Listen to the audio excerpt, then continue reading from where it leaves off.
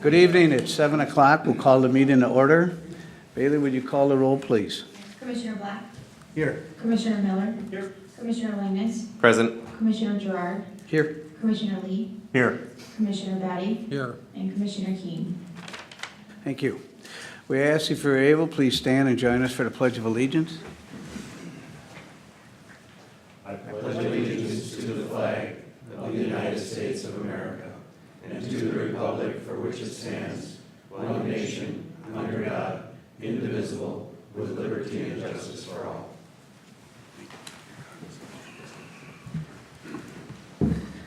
Chair is looking for a motion to approve the agenda.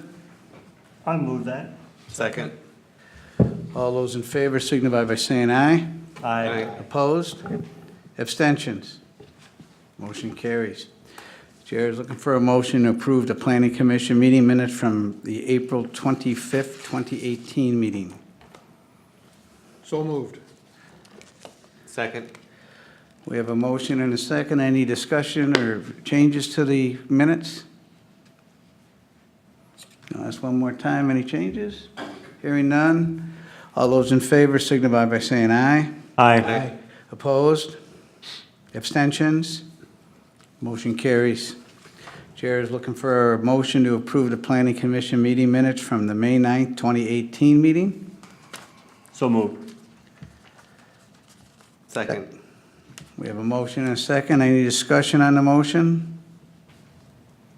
Hearing none. All those in favor signify by saying aye. Aye. Opposed? Abstentions? Abstain. Motion carries. Thank you. First order of business is a preliminary plat and preliminary PUD application for Third Lake Estates, 8522 224th Street. We will have a public hearing on this. We'll explain that a little bit more when we get to that part. We're going to consider a preliminary plan unit development application and consider a preliminary plat application. The way this will work this evening is the city will present the application as they understand it.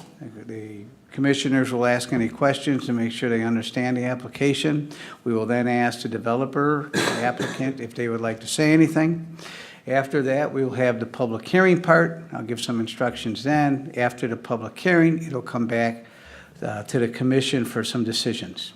So with that, Donovan, are you presenting? Yes, sir. Thank you. I'd like to present the preliminary PUD and preliminary plat application for Third Lake Estates. David Madison and Don Jensen are the owner and applicant. I will show you here on the screen, Bailey, if I can get some video, please.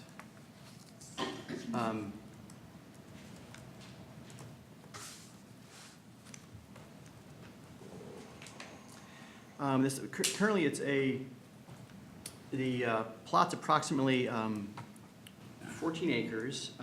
10 new lots will be created, and it's located, on Third Lake on 224th Street. This came before the Planning Commission for concept approval. So it's still the same. There's two parcels, one which has the owner's home on it, and creating a lot there. And then proceeding off 222nd in a simple cul-de-sac. Shown here, probably the utility plan shows it cleanest. As far as the single cul-de-sac, it being a PUD, there are flexibilities sought. One is the size of the single-family zone lots, which is having public sewer. The minimum lot size is 25,000 square feet, and the application is proposing to have 4 lots smaller than that, the smallest being about 22,000 square feet. Also, the application narrative requests that the PUD include this parcel to the south. However, we did not receive the full application materials, and the application has not been amended to show this. So at this point, that's not currently part of the PUD before you. The applicant is seeking a 50-foot right-of-way for the public road. which can be done with no reduction in curb-to-curb width of the street, nor the 10-foot wide drainage utility easements on each side of the street. And this meets approval of the city engineer. And the reason for the flexibility with the lot sizes is that, and the right-of-way width, is that the application proposes to shift everything a little bit to the south, which is kind of right on your plan there, in order to provide homes with on the what is the north side of the street. I'm sorry, the West side. West side. thank you. More usable yard space, since there's a big change in grade on that western side, leading to the edge of the platted subject property. The proposed density is 1.5 units per developable acre, and that meets comp plan future land use requirements. There are 3 of the lots are actually in the shoreline overlay district. And what that means is that they do require DNR approval, which is underway, and also there will be some restriction on lot coverage there. The amount of impervious surface, which that would be addressed during the building permit review process. But all the underlying zoning district is single family. As part of this, the city is requiring the paved road with curb and gutter, and there is a one stormwater pond proposed on this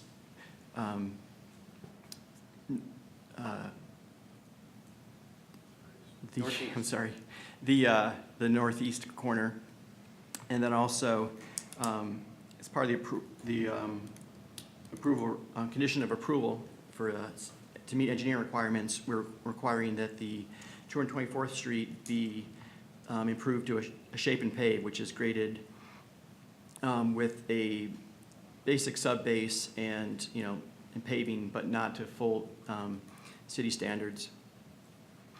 And no street lights are proposed. The city does not require sidewalks on cul-de-sacs of this length.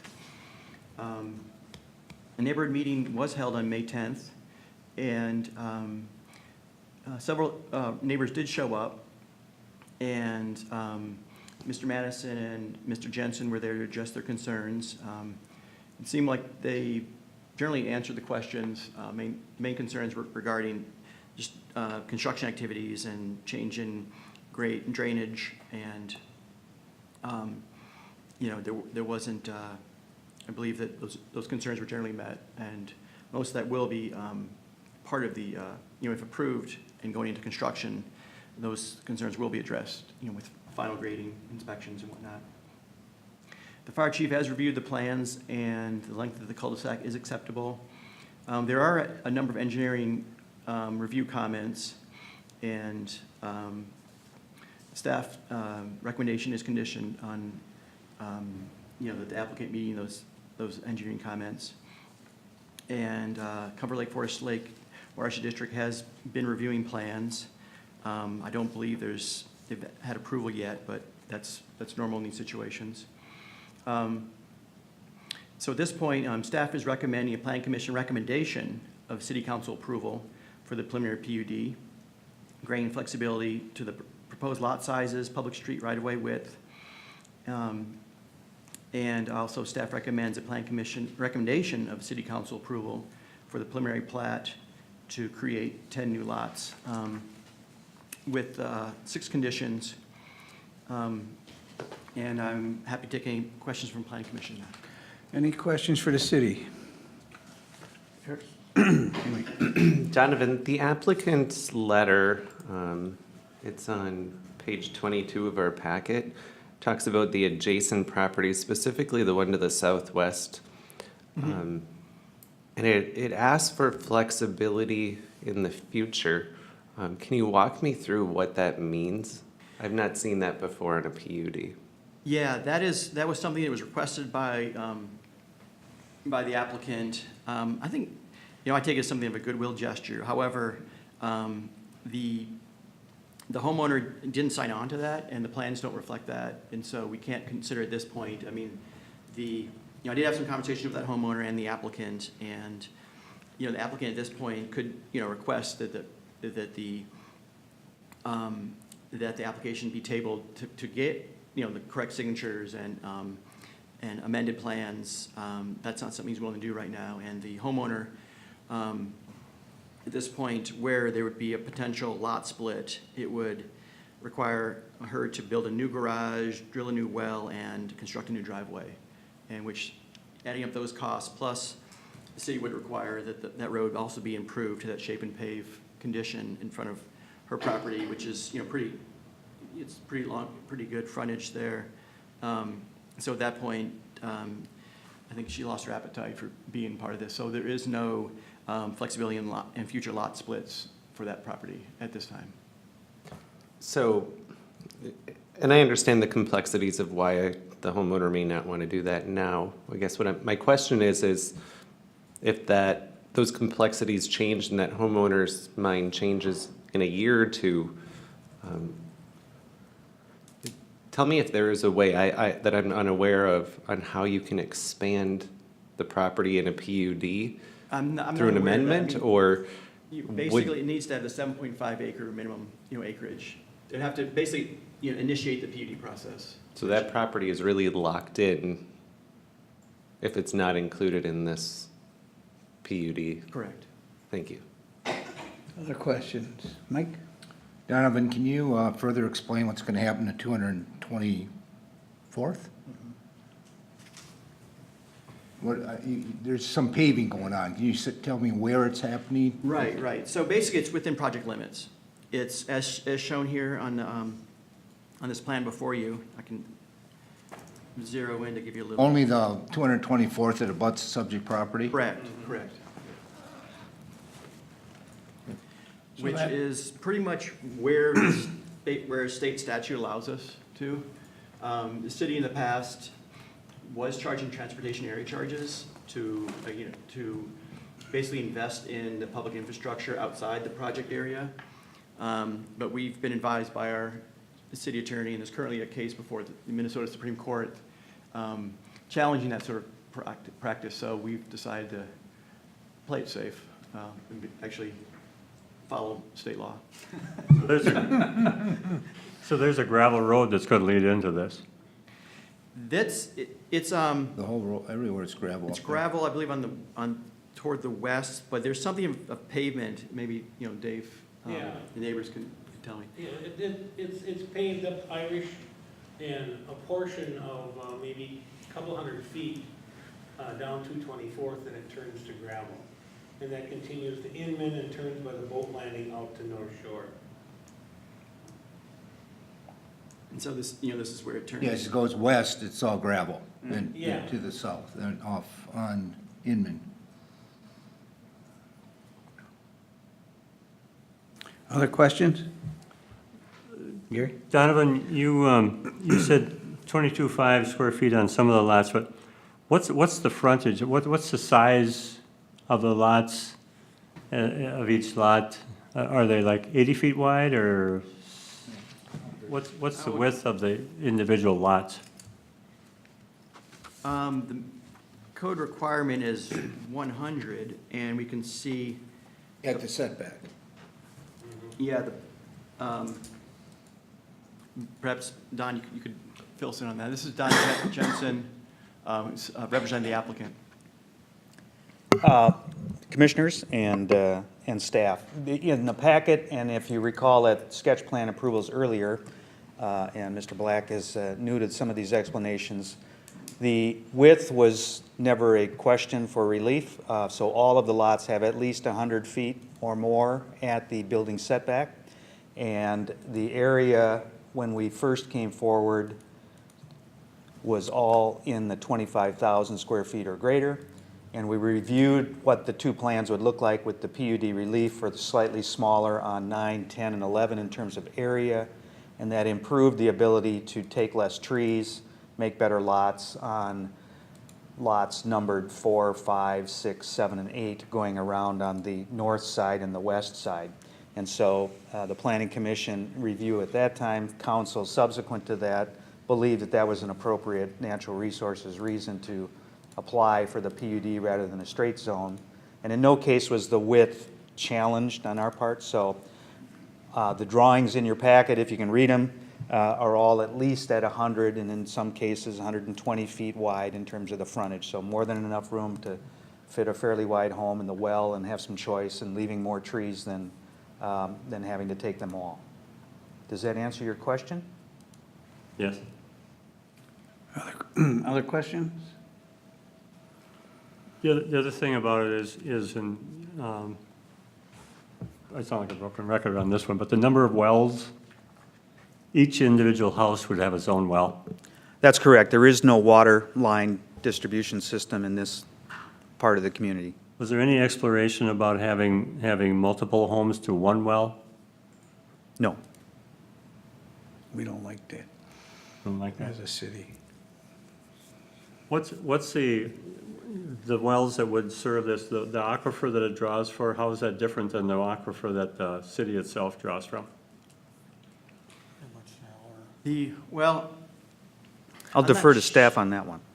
yeah, I imagine they're this, it could be the same. Obviously, the depth is much different. You know, city wells are more in the 600-foot depth. You know, private well would probably be at most, would be around the 100, 150-foot depth. You know, I do believe it is the same aquifer, but currently, only, private wells are banned in the sensitive area around the city wells. And so, currently, there is no, city concern around, the drilling of these wells. Other questions? In terms of the pond versus are there wetlands on that property? Yes, sir. Yeah, I mean, if you looked on the aerial that Donovan had earlier and you go out, I mean, it's surrounded by 50 acres worth of wetland areas to the north, the west, swinging back around and going underneath Lake Drive further to the east and west. So it's really a high ground knob through there, but So- and so- of the acreage, I normally don't like to question what staff is saying in the report. The site's 7.5 acres, and we're working on 5 acres of upland in terms of changing that area around. So we're disturbing quite a small amount of the total property area, so.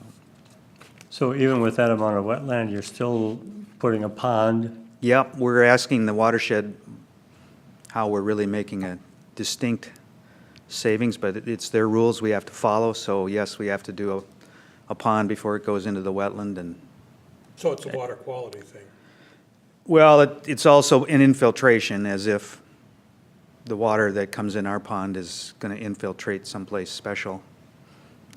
Those are the new rules. We're following them, and you can debate their efficiency in any number of locations, but that's what we're doing on the plan set at this point in your submittal. Yep. What about the sprinkling situation? Is it strictly from the wells? That's the only source of water, so there is no other pond that people would draw from. The wetlands are fairly shallow as they come off of the property, so pretty unusual for people to try to run a line out to pull off of that water body. They'd have to go a long ways and be quite clandestine. Would the applicant like to add anything else? No, I You got- think, Show and tell boards and whatnot? We do have an overhead here in case the person in the back wants to focus on the podium and see whether they can pick up the graphic that I've got near the monitor here. You gotta pull out the thing on the There's a side. side, Oh, the side drawer, that's right. My fault. we usually need a slight break for the audio visual. There we go. Sometimes that works in the back.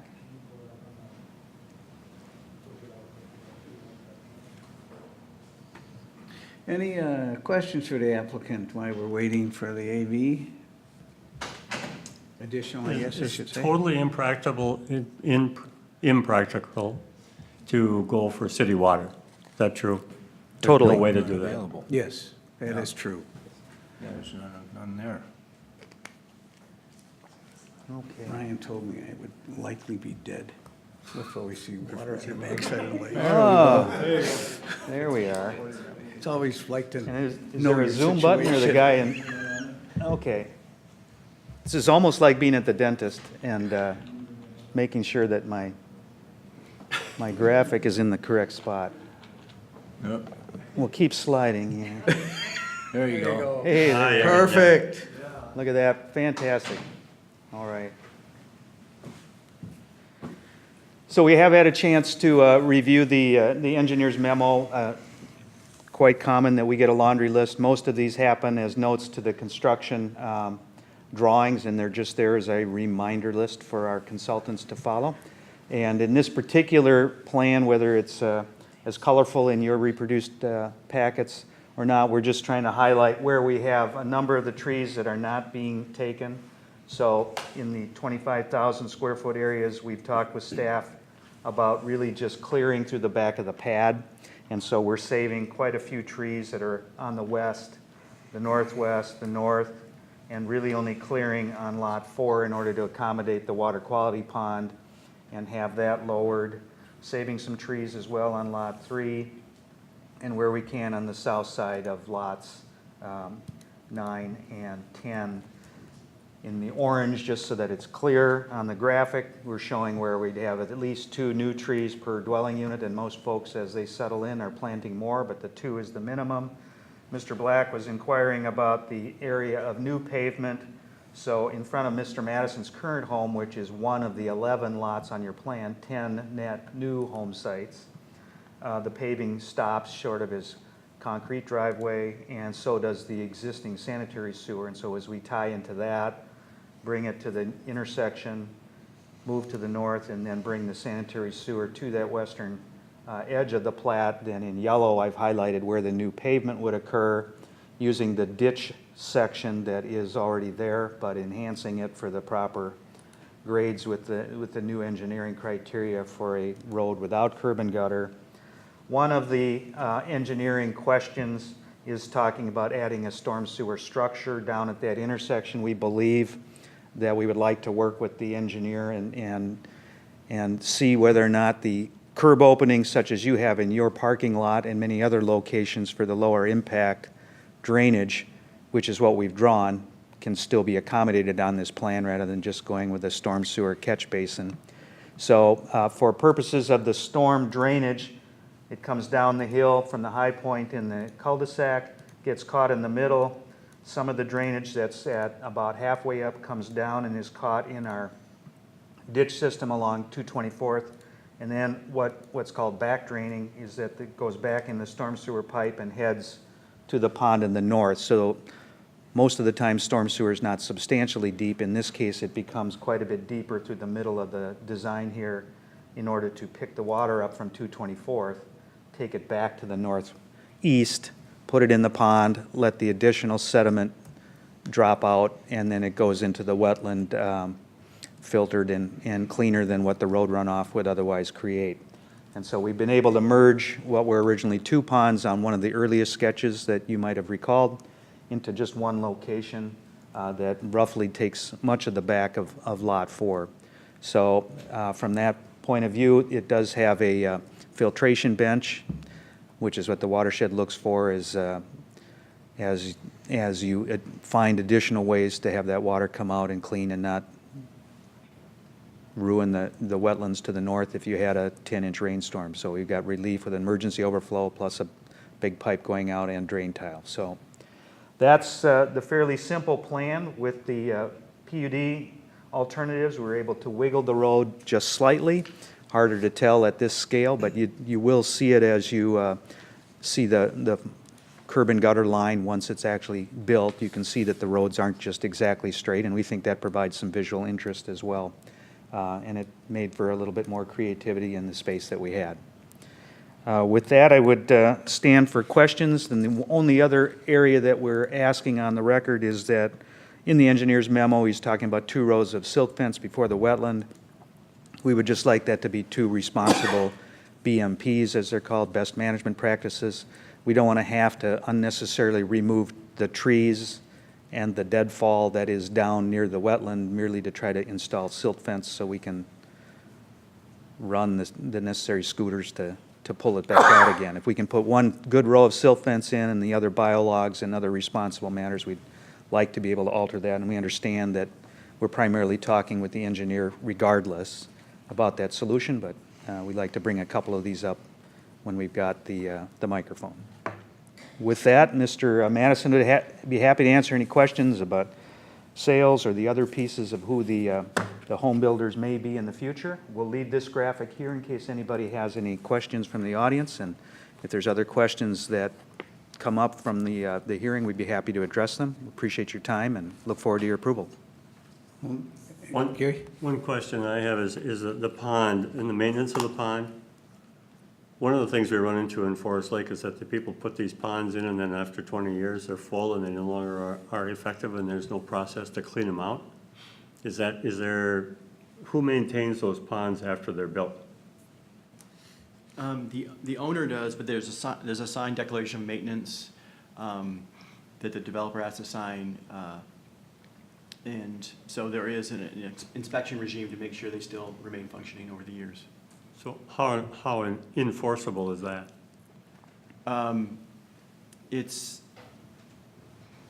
know they, commonly do require record plans following construction, and they do have inspectors who that's part of their job is to go to active construction sites, plus address, concerns, if something is not functioning well.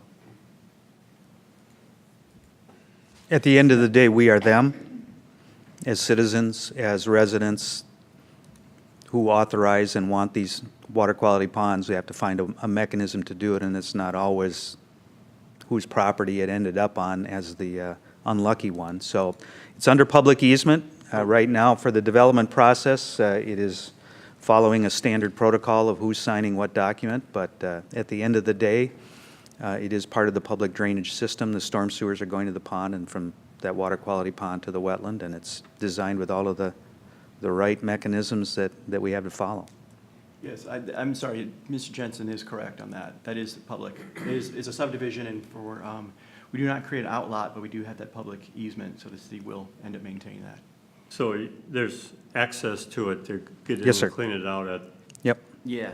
I apologize, I was thinking about another private project, but yeah, here's the drainage utility easement that will allow the city to then maintain that. So normally in a case where the pipes run through properties, maybe in an urban section, tighter lot width, you've got 10-foot easements on either side of the sanitary sewer pipe. In this case, I think we got 25 feet in between so that there's the ability to take a small backhoe, which is usually what maintenance groups do when you're cleaning out, whether that's a private effort or a public effort. The smaller vehicles for clean out are what's used these days. They harm things less when they do go, but that's extra wide through that zone between lots 3 and 4 so that Public Works can get there to inspect more easily and there's not the pressure of 2 homes tight against that easement. Dennis?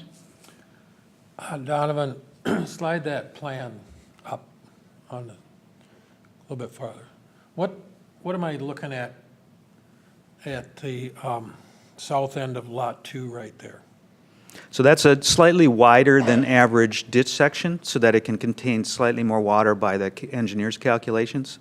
So normally you have a ditch that's a little bit more of a V. In this case, it's just a little bit wider. So the contour lines are drawn a little bit further apart. So I'm curious about the motivation behind going to the single pond. Did that come from the watershed, or is that your idea, or where did that idea come from?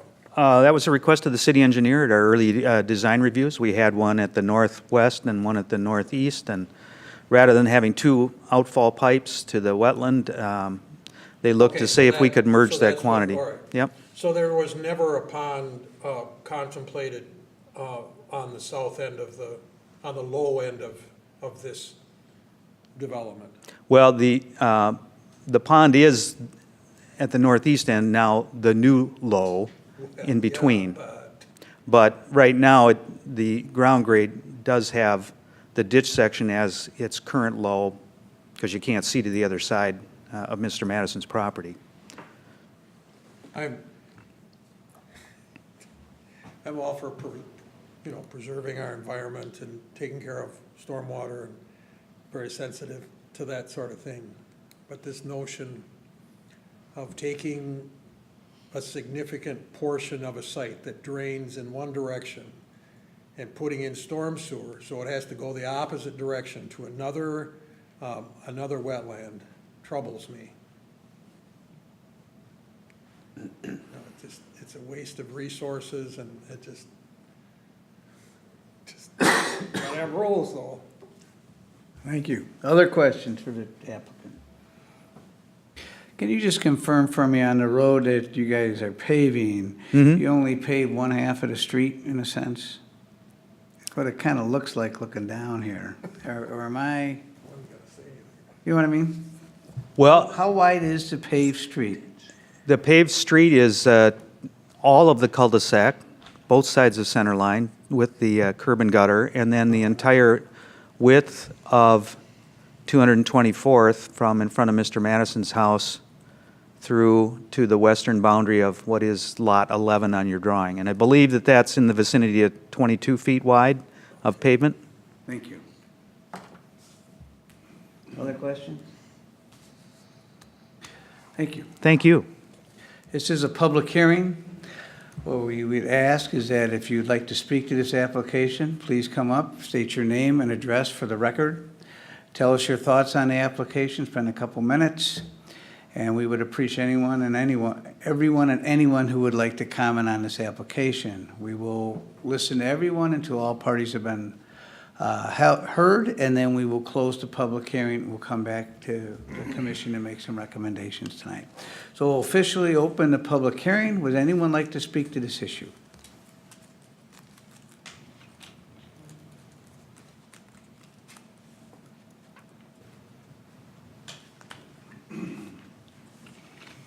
I'm Patty Ross, and I'm the adjoining property there, or adjacent property. And I have concerns about what it's gonna cost me in the future for roads, utilities, or whatever else. Right now, that road's gonna end right here. Irish is a real skinny road. I don't even think 2 cars can pass on it. So you'll pave up to it, but it'll be difficult for people to come in and out that road, Irish, and so then, people are gonna go out on the gravel road, people are gonna get tired of the dust. We're gonna have to finish that road at some point. So I'm concerned about the cost of that. I'm also concerned about when it does get paved. I don't know if you've been out there, but where our 2 properties adjoin is kind of the high point, and then it kind of goes, down on both sides. And I don't wanna end up with all that water in my yard either. So that's something I'm concerned about. And then whatever other costs that might, be in the future to me. Thank you. Thank you. Anyone else wish to speak to the issue?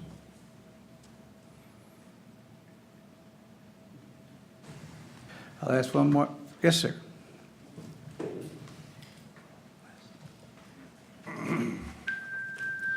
Hi, I'm Tim Johnson. I own the property to the south of this property, and we're currently building a new home, and I just want to talk about that southern pond, that enlarged ditch, Don.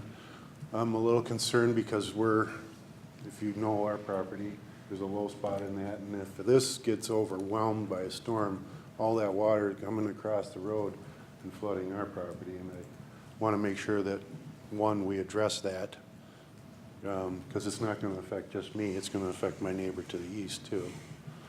And just wanted to make sure that that is taken care of. And the other thing that I just wanted to mention to Don and to Dave is that I'd like to see some kind of guidelines put in place for the development in regard to the structures, the houses, the sizes, minimum requirements, in order to maintain and possibly improve the cost or the equity that all of the current homeowners have in that community, and just try to bring that up just a little bit and make sure that we don't get people building things that aren't appropriate for our community. Thank you. Anyone else wish to address? Sir?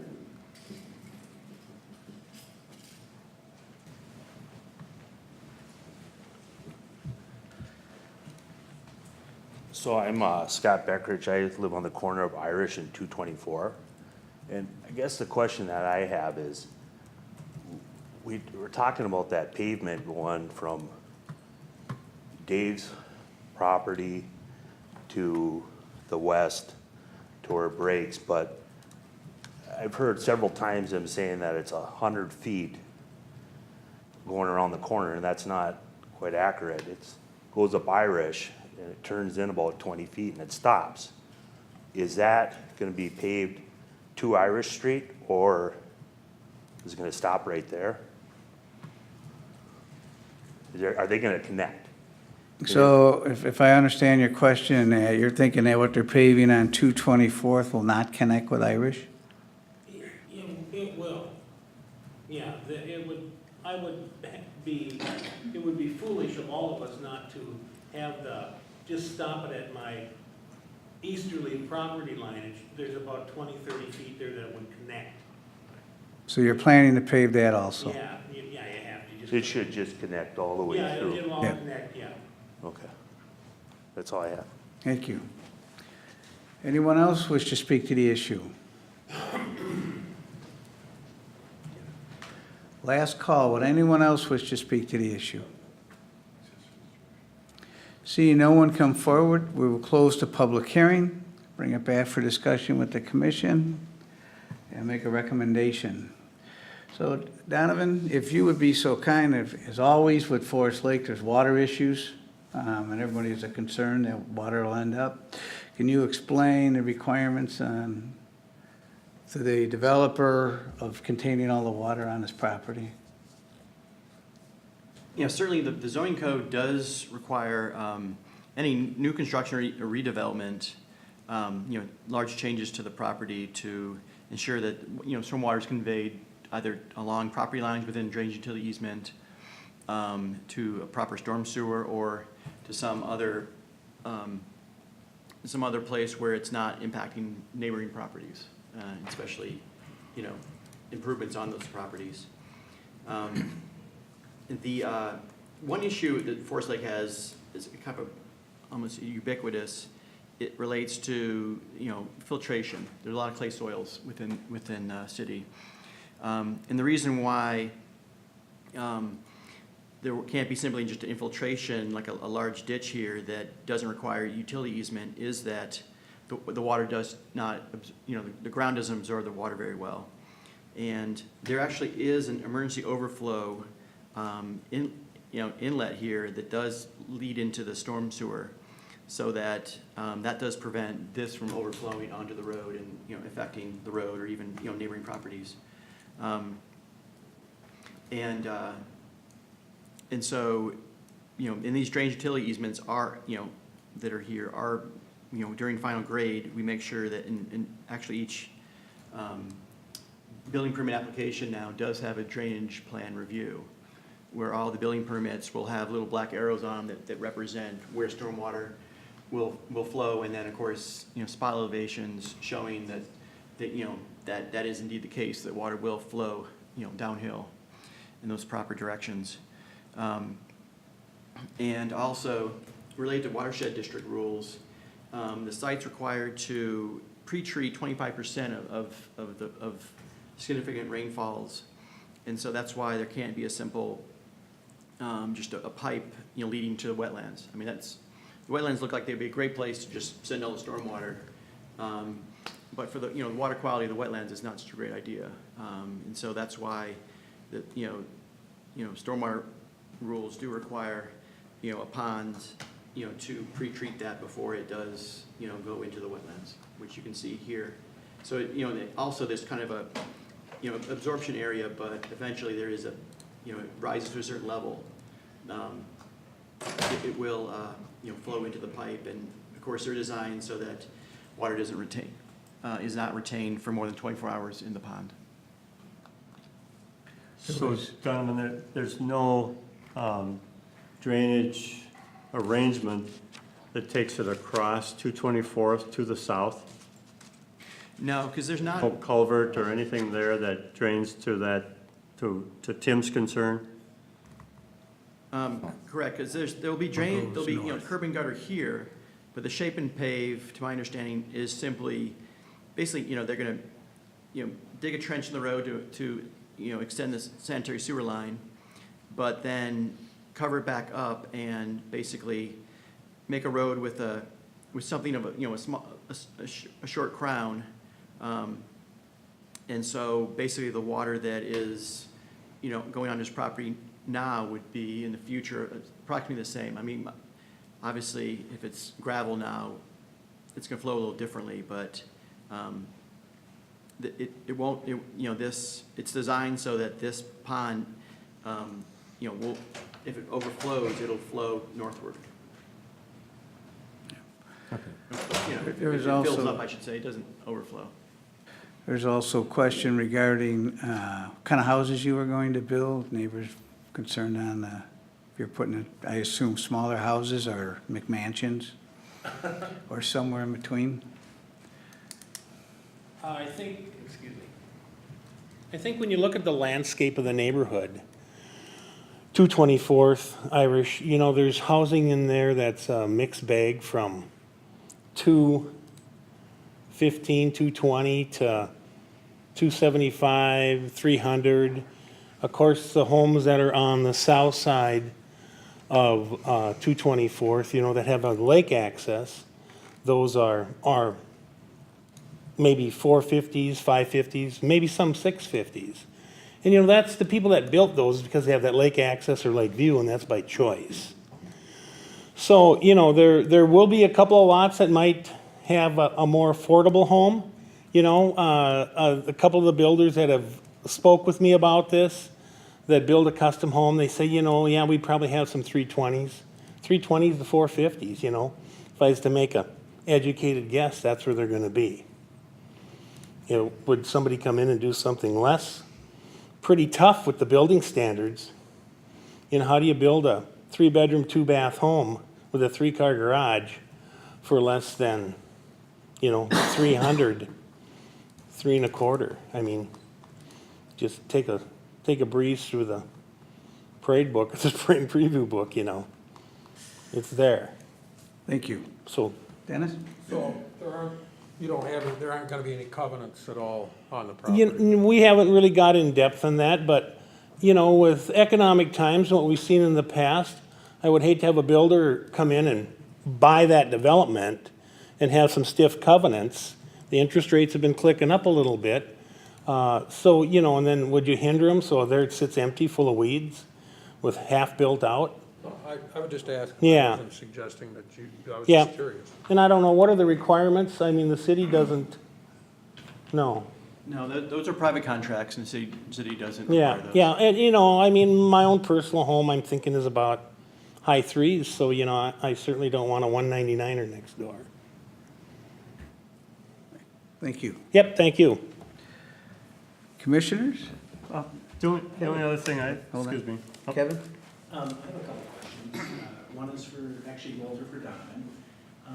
Regarding the water drainage, and Donovan, maybe you might have to defer this, but as I'm looking at the elevations on this drainage map in front of me, this drainage plan, I see a lot of elevations showing the water on 9 and 10 is running to the backside of those home sites towards the adjacent property, and then her elevation is quite a bit higher at 938. Is there some sort of drainage swale in the back of that, or is there some sort of drain tiling going across the back of that? Because the way I look at this, even though the pond is on the opposite side, it looks like the water's all running on the adjacent property.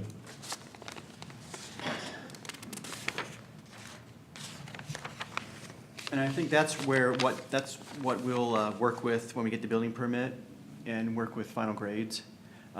It's true that, the property does rather steeply fall down on that western side.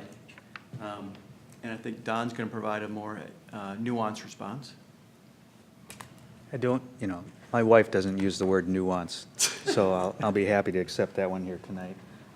In your packet, sheet C2, which when it gets reduced gets awfully hard to read. So I'll use my pen and highlight that for you. At the north side of the woman who lives here had her question, there are shallow swales being created so that Lot 10 pushes the water all the way along what is that north, it's on our side of the property line, but the north side, and then it goes to the cavity and the wetland space down in through here. And then likewise, there's the high point, which is the westerly line of Mr. Madison's property.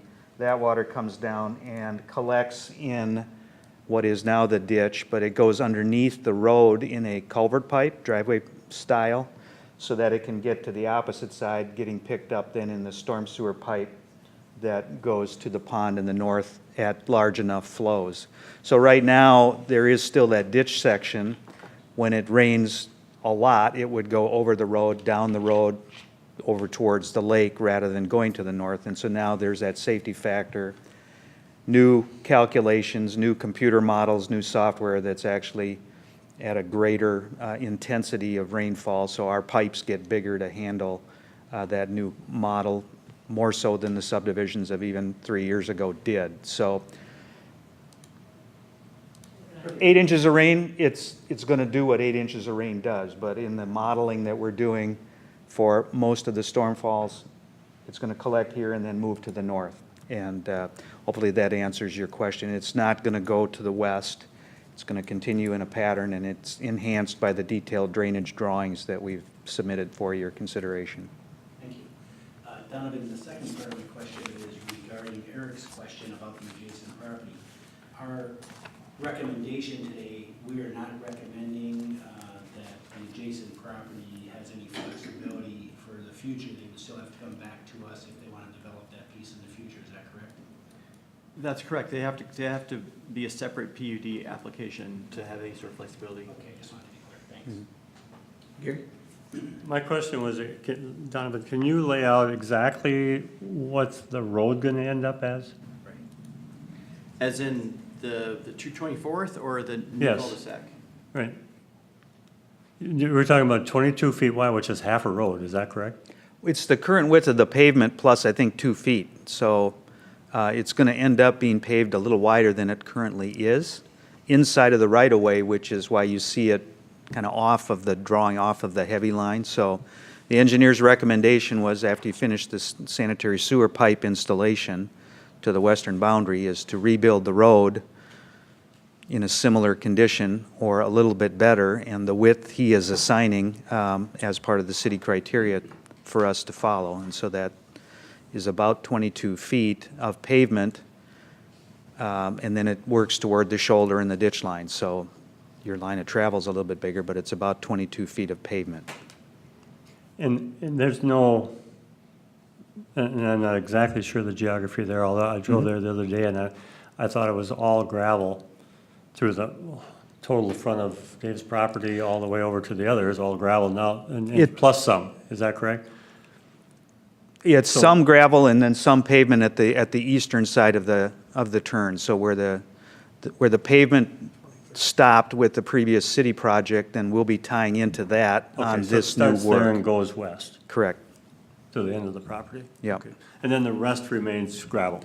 The rest remains gravel. We run a sanitary sewer stub pipe approximately 20 feet further west than the property boundary, so that we clear that area so that whatever pavement we're putting down now at this job doesn't need to be torn up if in some point in time that pipe is extended. So to clear up anything that we had in the narrative, at the time we submitted, there was a question of if the young lady wanted to get involved with the project, that whether or not there was an opportunity to do so under the PUD, because the only choice in the code right now is to have a property substantially bigger than she has. So your choices are allow that And we were just, as Donovan described, it was a neighborly gesture. Your other alternative is to amend your code and allow PUDs at a much smaller acreage so that you can deal with these infill solutions at some point in the time, some point in the future. But the only mechanism today was to have a property as big as what Mr. Madison has. So that was, I tried not to be confusing, but apparently I created some confusion, so I apologize. Dennis? There is a third option, and that is subdividing that property, based on required minimum lot sizes. So that option is still open to her. Certainly. Not I mean, tonight. it's open to her property under current, it is not over 50,000 square feet. And what? It is not over 50,000 square feet. Okay. So it can't be subdivided then? Not under current rules for a Seward lot. I mean, the sewer would have to be extended as well. Oh, so because it isn't a Seward lot, is that? Well, it's, no, if it's potentially, if it was a sewer lot, it could have a 25,000 square foot minimum lot size. Yeah. And be, in that area. However, the lot itself is not over 50,000 square feet. I think it's about 44,000 square feet. That was, But the 25,000 kicks in if it is a Seward lot, right? Correct. Okay. So you know what the parameters are. Yeah. Okay, Mike? I have a couple questions for staff. Donovan, the deviation from the standard subdivision is really 4 lots that don't meet the minimum lot size area requirement, and the width, 50-foot right-of-way versus a 60-foot right-of-way, those two. Correct. I appreciate the applicant's investment in the community and bringing on 10 more lots, and I am going to support the application. I think it's a well laid out plan for the neighborhood. For staff, I think we need to be careful on calling projects PUDs. A PUD is typically used for a little creativity, a little flexibility, and I think I'd rather look at our minimum lot size. If we're going to allow smaller lots in a single-family zone, I'd like to look at what that minimum lot size really ought to be, rather than, I mean, what we're doing is granting a variance to lot size.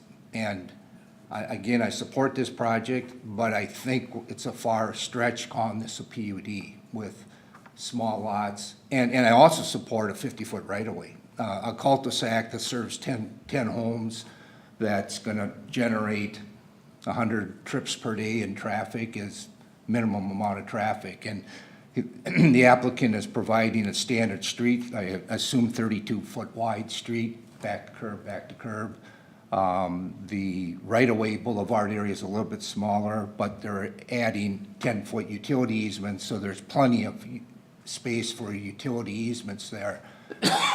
So I support the 50-foot right-of-way also. I think maybe we ought to do an ordinance amendment to allow 50-foot right-of-ways on cul-de-sacs, but my criticism here is calling this a PUD. I think that's a stretch of the imagination. I think it's a stretch of using the code in the wrong way, but I support the project. Commissioners, we are being asked to consider 2 questions tonight. One is for a preliminary PUD approval, and the other is for a preliminary plat approval. A recommendation of approval. Correct. Yes. Recommendation to City Council. Mr. Chair, I'll move supporting the recommendation as staff outlined for the planned use development application. For the I'd second preliminary- that. We have a motion and a second. Any discussion on the motion? So this is for the preliminary PUD. I just wanted to have one comment. One of my biggest concerns that I brought forward at the original plan that was made with this is the traffic in that area and the streets. There is no question that this compounds what is probably already getting to be an existing problem. We have a dirt road that's going to continue to exist as it does today, west of this property. And to the east, we have a road that is, for all practical purposes, infeasible for added traffic, cars, people, children, bikes. And quite frankly, I looked for a way to force a solution to that, to have this problem to happen. And unfortunately, state statute doesn't allow it. And that's frustrating that our hands are tied in that regard. I don't have any other concerns with the development. I think the development's good, and so that's why I'm going to support it today, despite my comments at the last meeting this was brought forward with. Any other discussion on the motion? Hearing none, all those in favor signify by saying aye. Aye. Opposed? Abstentions? Motion carries. I'll move as staff recommends, Planning Commission recommendation to City Council approval for the preliminary plat approval to divide subject property to create 10 lots with the conditions as outlined by staff. I'll second. I'll second that. Mr. Chair, 11 lots. It's actually 11 lots. we'd like to clarify that that's an 11-lot plat with one existing home. Donovan, on page 13, under your recommendation, I literally read it. It says 10 Yeah, I lots. apologize. It's, 10 new lots, but a total of 11. I'll withdraw my motion. I'll move that we recommend preliminary plat application for city council approval to divide the subject property to create 11 lots with conditions as outlined by staff. And I would second that again. We have a motion and a second. Any discussion? Kevin? So my discussion would be then on the park dedication fee. Again, it talks, it's relating to 10 residential units. Is that because we have one existing, or would there be park dedication fee on all 11 then? There would be a park dedication fee owed for 10. They are determined for new lots, so existing lots do not pay. Just thought I would ask. Any other discussion? Hearing none. All those in favor signify by saying aye. Aye. Opposed? Abstention? Motion carries. Good luck with city council. Mr. Chair, members of the commission, thank you much for your time, your consideration, and the friendly amendment. Thank you. Yes, thank you very much. Our pleasure. It's nice to see the public here this evening also. Next up is a conditional use permit amendment for Lakes International Language Academy, 19850 Fenway. We will hold a public hearing, and then we will consider this conditional use permit amendment application. Donovan, I assume you're presenting? You're going Yes, sir. to abstain? We do have one commission member who is presenting. He's part of the application, so he will not be involved in the remainder of this application this evening. Excuse my interruption, Donovan. Certainly. Chair, Planning Commission members, I'd like to present the second CUP amendment to, for the Lakes International Language Academy Headwaters Campus. Earlier in the year, in February of 2018, the Planning Commission approved the first amendment, which would allow 8 classrooms in a 2-story structure on the west side of the existing building. This is located at Fenway, intersection of Fenway and Headwaters Parkway, down in the Headwaters area. And after consideration, the applicant, instead of constructing this what's called as the Phase 1 addition. They would like to instead bring in 6 classrooms and portable classrooms and locate them on this northeast corner of the building. And they have also submitted plans for a Phase 2, which is scheduled to be on the June 27th agenda for the third CUP amendment. And so that's where Phase 1 comes in. And so we'll talk about Phase 2 as it comes. But right now, they like to do Phase 1, Phase 2 together. And so, but they still need the classroom space. And so what they're proposing is these classroom that's located off within existing paved area, and then actually have ADA accessible ramps and utilities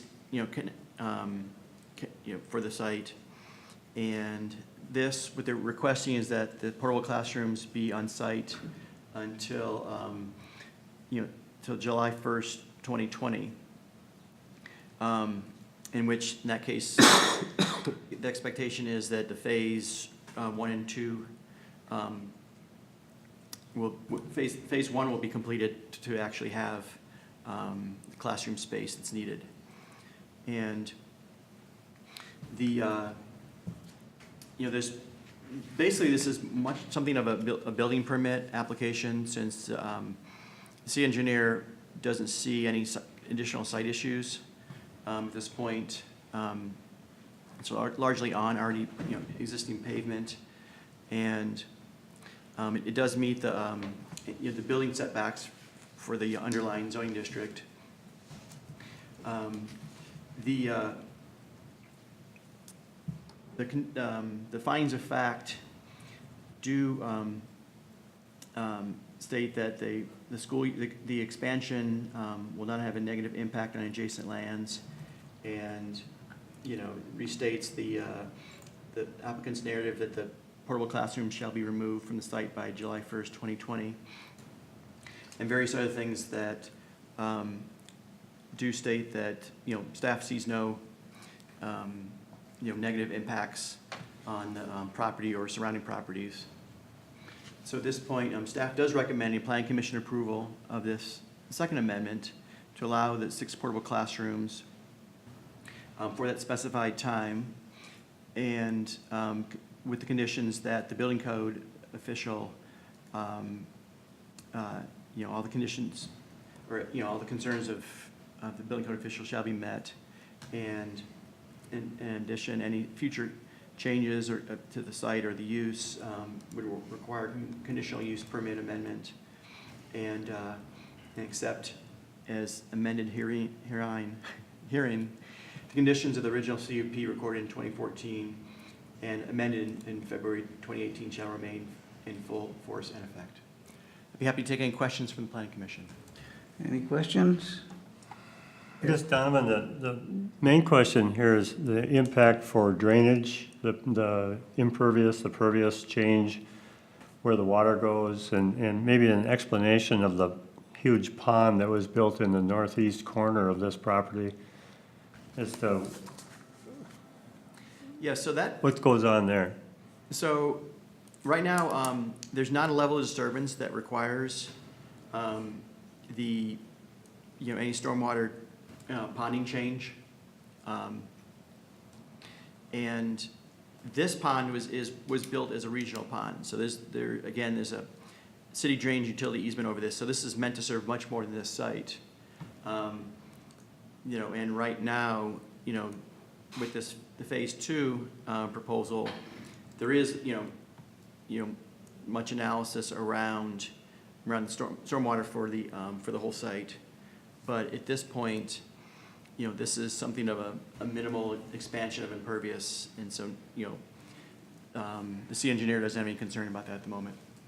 So there's no parking lot change with the portable classrooms? I mean, no no active parking spaces are lost. No, I mean added. No, they aren't added, and if you recall, because there was a surplus already built, with that 8 classroom expansion proposed, or there was, with that CUP amendment, no new parking was required. So kind of by logical extension, a 6 classroom area also would meet the parking requirements. Eric? Donovan, can you walk me through how you came to July 1st, 2020 for the removal date? Well, I can maybe shed light on that if you like. sure. Cam Gordon, representing the application, is here. Cam is from Leela.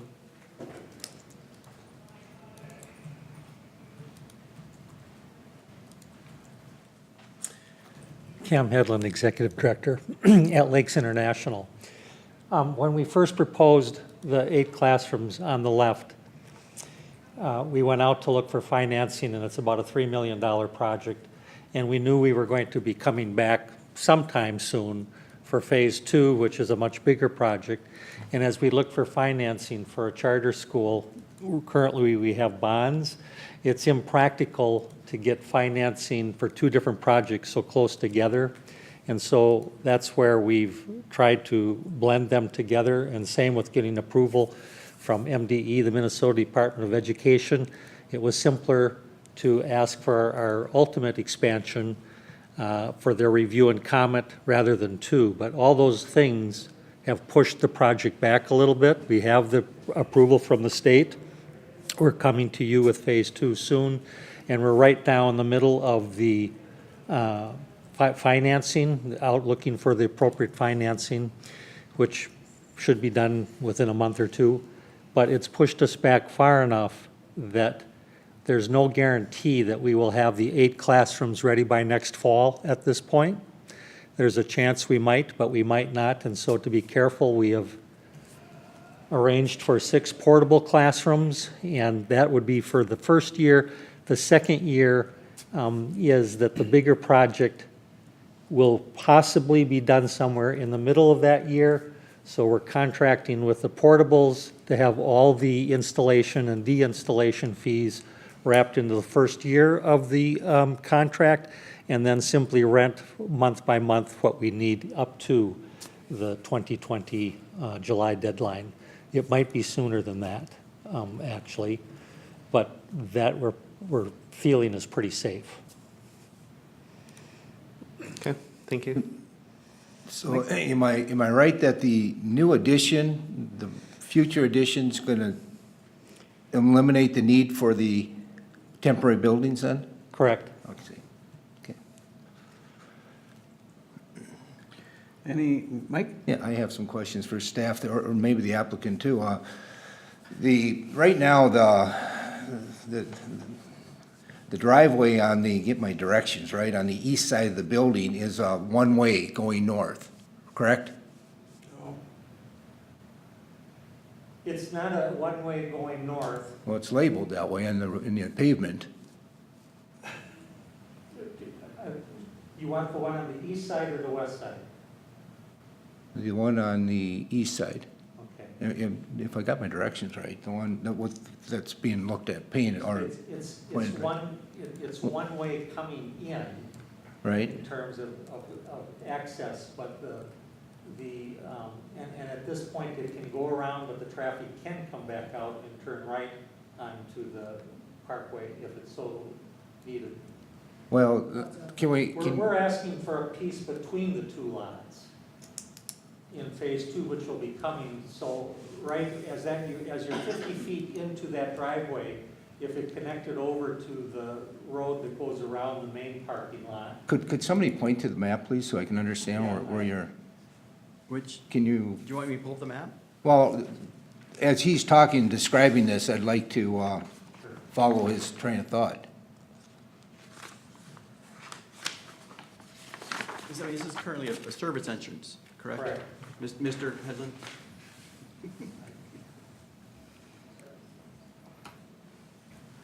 All right, there we go.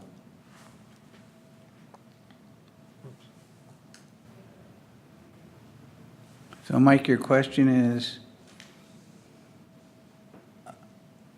Well, the traffic flow for one, well, let me back up and say, first of all, I'm disappointed that we don't have a layout for these, not, for these temporary structures. All you're showing is a crosshatch area of where they're gonna be. No, And no, is- there, if you scroll through your app, there's a plan. Oh, there and is? elevation in there, yeah. Well, the elevation, but not a site plan.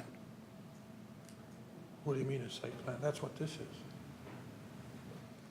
Are they all connected? Are all the buildings connected? That's one big structure? No, this is. Six this is- trailers but connected. Yeah, the 6 classrooms are a single, there'll be a single rectangle. I see. And partially off the pavement area? Yes. And is there a space between the temporary structure and the existing structure to drive through there? No, So that's gonna be cut off? right. You won't be able to go around the building We're anymore? gonna actually put a fence so that the kids, when they go back and forth to the portable classroom, will be within a fenced area. And that's not a problem with traffic flow or with service Well, trucks? let or- me address that, the whole traffic flow thing. This is one of the more convoluted sites that I think you'll probably see, as far as access and various separate, and this miasma to separate things. But there actually are 3 separate functions that, the way this was designed to function, almost totally separate and independent of one another. There was a connection between, this area right here is primarily the service entrance to the building. The kitchen and receiving area in the existing building is right there. This was just designed as a place to pull in. It's just a big open piece of asphalt there. And for trucks and vans and stuff to back up and then be able to pull back out and go back on in. There's another large square of asphalt back here, which we're partially covering up. What happens now is the buses come in and they park along here, and the kids load and unload there, and then the buses turn around and go back out this way. They don't come out this way, they come back around here so that they get on the right side of the Headwaters Parkway there. And then the public and staff parking area for the school is all contained in this parallelopiped right here. You enter it here, you exit here. There's a road it's the most inefficient thing I've ever seen. It's got a road all the way around the outside of it, and then this smaller parking area on the inside. But the only way at this point in time to access this parking is from over here, and this is also the only way to exit. So these things are completely separate. This back here is only used morning and evening for about a half hour in the morning, half hour in the evening. Otherwise, that whole back area is not used at all. Well, my only comment was, again, that pavement area on the east side of the building is marked on the pavement as a one-way going north. Okay, and that may very well be. I've been out there dozens and dozens of times, and I cannot It was also, confirm that. it was also a little disappointing to see that there's added dumpsters that are out in the parking lot exposed. Look like there's a dumpster that's supposed to handle the trash, is not in the trash enclosure. And then there's 2 other dumpsters that are for recycling, which is a good effort, recycling materials that are out. We're addressing that issue with this next amendment. This next thing that we're coming in with addresses that issue. So trust me on that. Okay, well, maybe it's best that we bring these issues up as we proceed. No, that's good. No, it's a valid thing. Dennis, for the record, can you state your name and address and your role in this application, please? My name is Dennis Batty. I live at 22770 Imperial Avenue North, Forest Lake. I'm the architect representing Leela. Thank you. Any other questions of staff? Don't go too far. Hearing none, any questions for the applicant? I have and so the area remaining, bituminous area remaining, which is, I think, a playground area, actually, on the north side of the building, where the kids play. It probably functions with that use more than anything else. Yes, and that is adequate enough for buses to maneuver and turn around as needed to go in and come out. We do believe that it is, yes. Okay, again, my favorite topic about sprinkling for the sprinkler system for the grass and such. Is that drawing from city water? Or is there any option to draw from the pond or the recycled water or any? It's city water. It's city The water. way it's set up now, it's city water. We're not, this, I know it's hard to separate these things, but with this particular application right here, it's not our intention to disturb any ground at all, other than the, whatever, half a dozen or 8 pads that there will be that support that eastern edge of that. So it's not our intention to disturb the existing lawn irrigation system that is there. Would the applicant like to say anything? You guys always come after the city presentation. Yeah.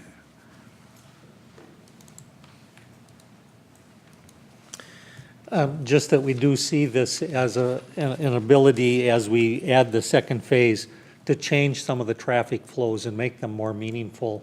That'll come in the next piece in terms of making it all work better for both the community, and that we're proposing, and I don't know where the chance is, but to have a right out onto Fenway eventually to alleviate some of the traffic over on the Headwater side, and some other pieces that I think will be very positive to the entire area as we go forward, and this is just to help us for a year to get going.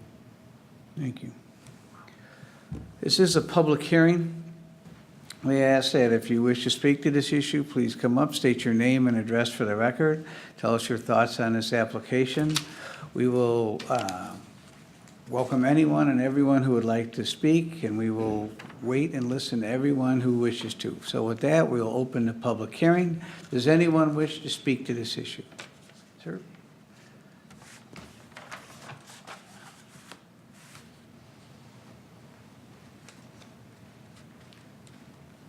My name is Rick Oaknuffer. I live at 5195 200th Street. When this school came in, it was supposed to be for grade kids only. And that was it. Now I heard that they're planning on 11th and 12th grade. One of my questions is, where are the 11th and 12th graders going to park? Because I don't see no additional parking for that.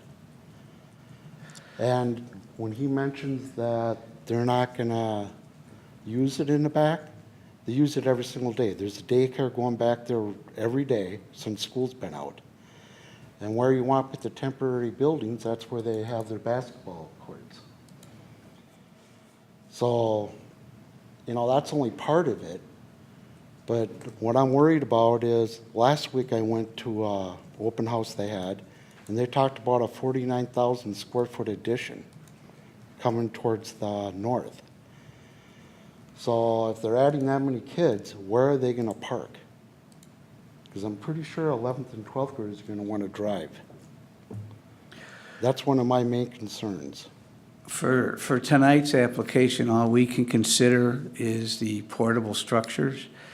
It sounds like there'll be another application coming forth explaining all of that additional addition. Okay. And the temporary classrooms are for what grade? Primarily middle school students, 6th through 9th grade. So no 11th or 12th graders are going to be there? We haven't decided exactly where the classes are, but there were 5 12th graders last year and 10 11th graders, and so it'll be 3 or 4 or 5 years before there are any significant numbers of either of those.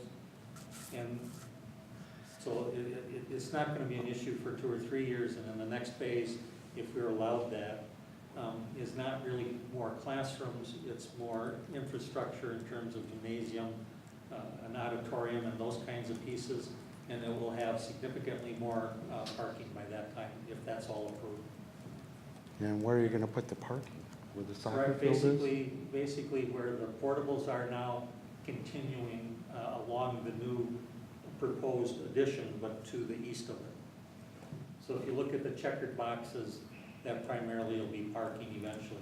We put the temporary there so that if we get approval for phase two, they can build that without disturbing the portables, and the portables will then become parking lot and other features like that. Okay. When I went there last week, I asked them how many left the 12th graders. They told me between 50 and 70 are projected next year. Well, So that's quite a bit difference. yeah, I'm telling you what we had this year, and if we get those kinds of numbers, that would be fantastic, but it hasn't happened yet. And 50 or 70, I believe we'll be able to accommodate, and we will, as the high school does, have permits, and if they don't have a permit, they won't be parking, and we've thought about those things and think we have a plan that's reasonable, but I don't think it'll be any issue for 2 or 3 So they years. won't park on the public street? Well, they better not. I mean, I'm assuming the city would frown on that, and we certainly won't do it. Just like the high school doesn't, they're pretty strict on you're in the lot or you're not there. And here's my other problem then. Yeah. Because Oakdale, North St. Paul, Cottage Grove had to go put signs, no parking during school hours. So that means if people want to have garage sales or relatives come over, it has to be on a weekend because they can't park in the streets during school hours or they get a ticket. So and it's pretty hard to tell 11th or 12th grader, if they have their permit and have a car, they can't drive. So even if it's 2 years or 3 years or 4 years, you guys want to have more kids, but I don't see where you're going to be able to add a parking lot. Well, there's considerable room to the east there, if it's needed, between there and Fenway. Okay? Thank you. Thanks. Anyone else wish to speak to the issue? Sir?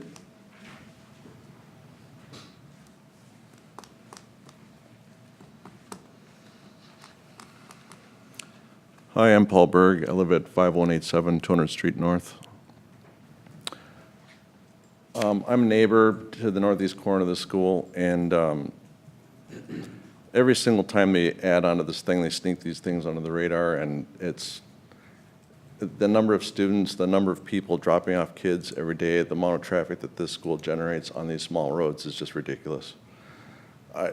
Adding they're going to double the size of the school with these additions, and they're proposing another addition to the school. And I just think that for this residential area, it's absolutely ridiculous. I've got kids walking through my yard every single day, leaving trash. The amount of respect that we've gotten from this school has been absolutely zero. And they've done absolutely nothing to address any of the problems that they've generated in this neighborhood. So I oppose any addition to the school whatsoever. Thank you. Anyone else wish to? Yes.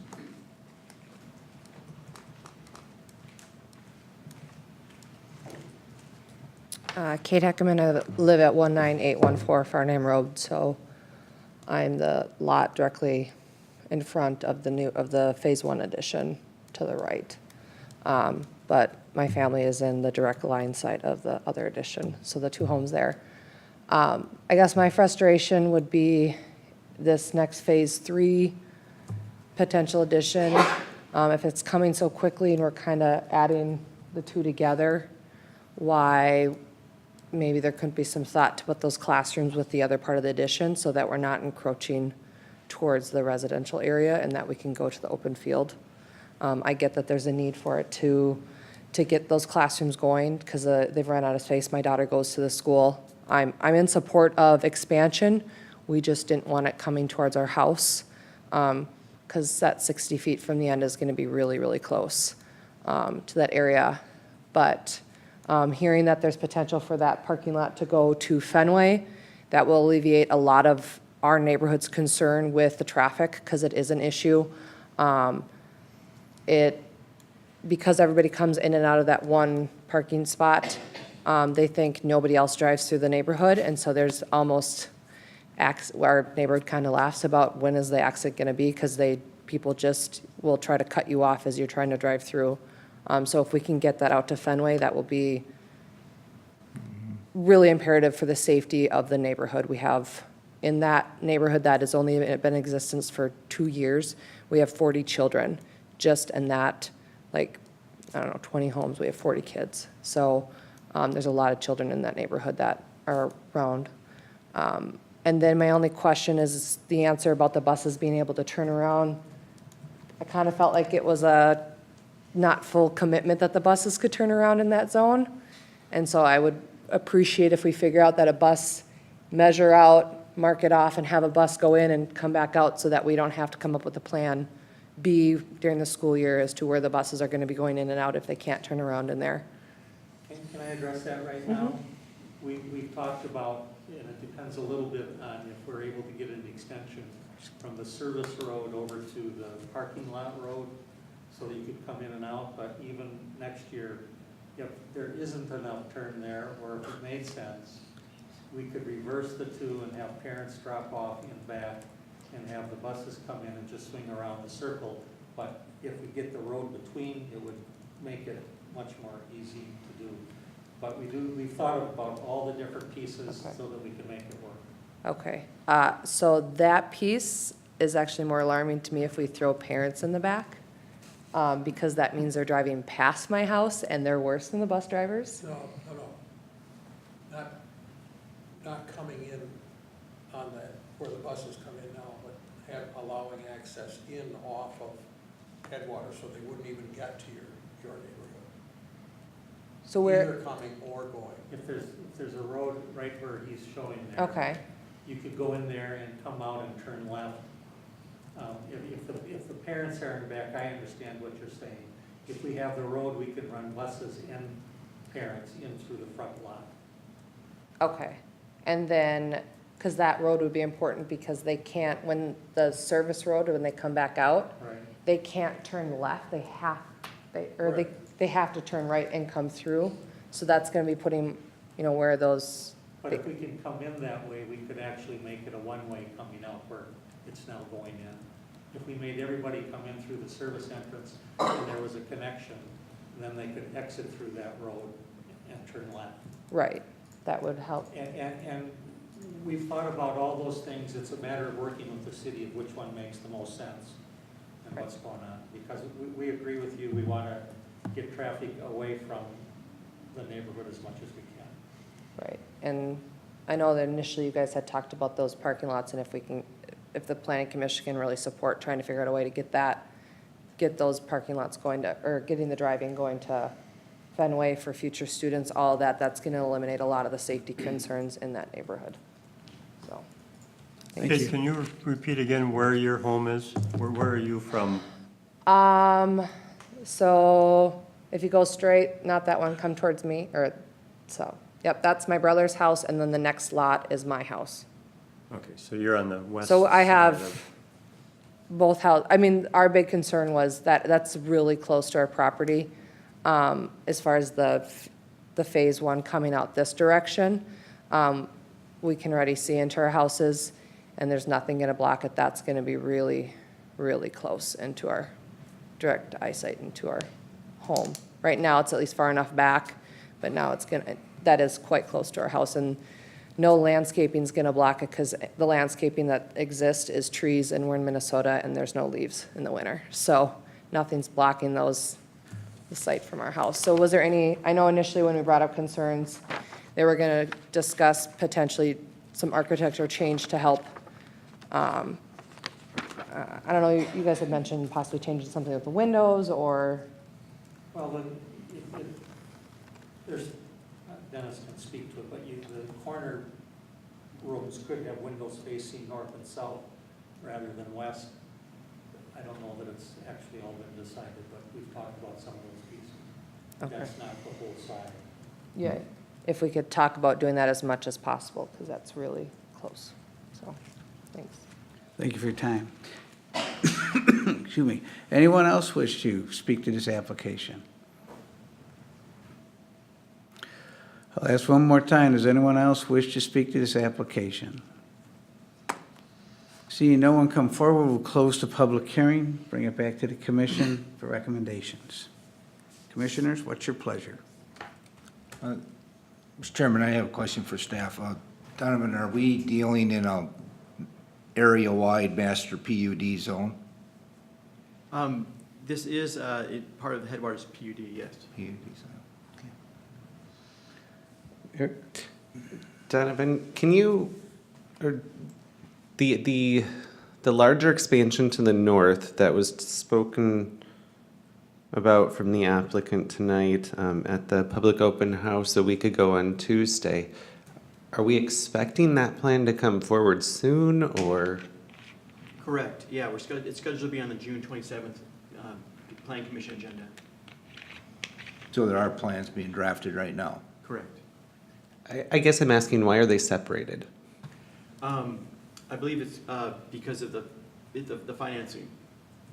As Cam was mentioning, that Can I can address that. We're under the gun here to get the portables in place and get our building permits and get the utilities and everything hooked up so that they can be used in time. So they're, ready to go by the 15th of August.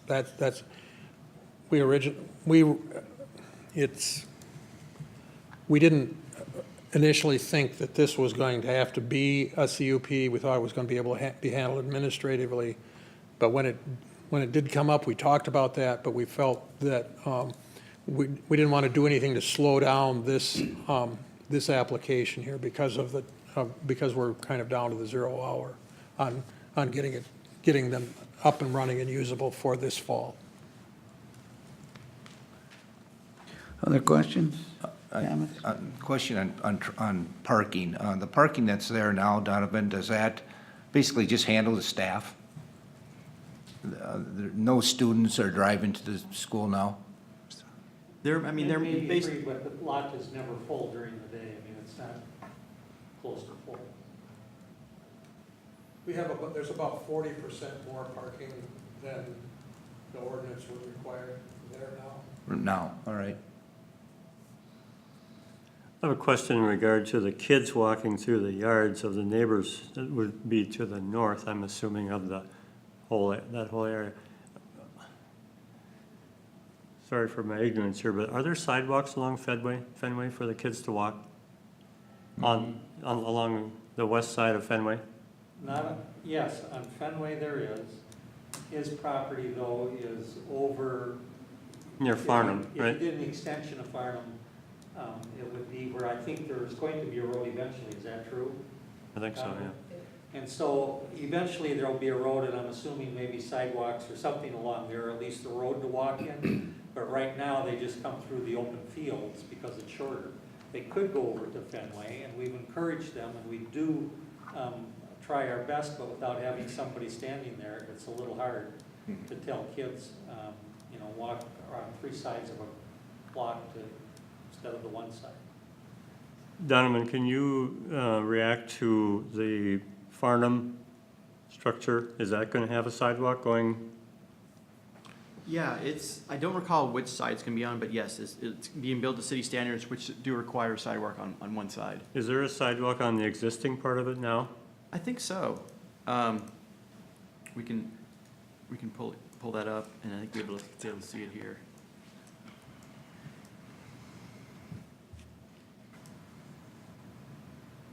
Yeah, it appears there's a sidewalk on You're in the middle of a both house right sides. now. He's close. Definitely the east side. It appears a sidewalk. There's a sidewalk. Is that sidewalk on both sides of that street? It's just concrete curb on both sides, and then the sidewalk is. Sidewalk's on the east side. Yeah. It connects all the way to And the so south. that you expect that that sidewalk is going to continue down through Headwaters? Yeah, currently, the engineering review has been completed for this. This is Headwaters 11th, and they, were in some of the. That was approved as a final plat, but they have initiated construction, and I don't know exactly when, but there's been more conversation and more conversation between the engineers, and I recently had more correspondence with them. So that might come within a year. That hopefully street, come you're this summer. talking about, the street would be built within a year? Yeah, the street would be the, street, the utilities would be, and sidewalk would be built prior to any sort of houses built, of course. But that's, that's 11 lots and a road that would, connect the, existing Farnham and the new Farnham.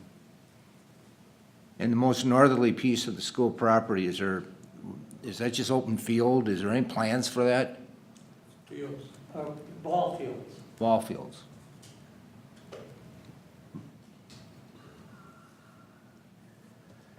Fencing of any kind, or any kind of a barrier to the neighborhood, or open? We haven't gotten that far. Fair enough.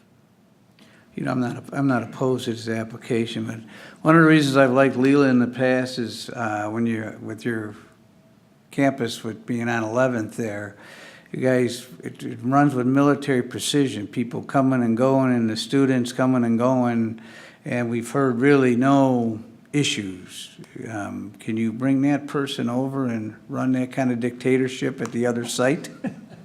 Well, you have, what age are your kids? If you're fifth grade and below, you're dealing with the parents.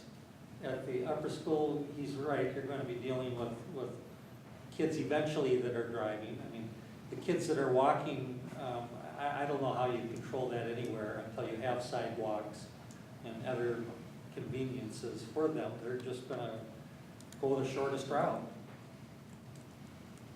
But we certainly will do our effort, and we certainly will have people out there in the parking lots in the morning and afternoon. We do now. There's 3 people out front of that building every morning.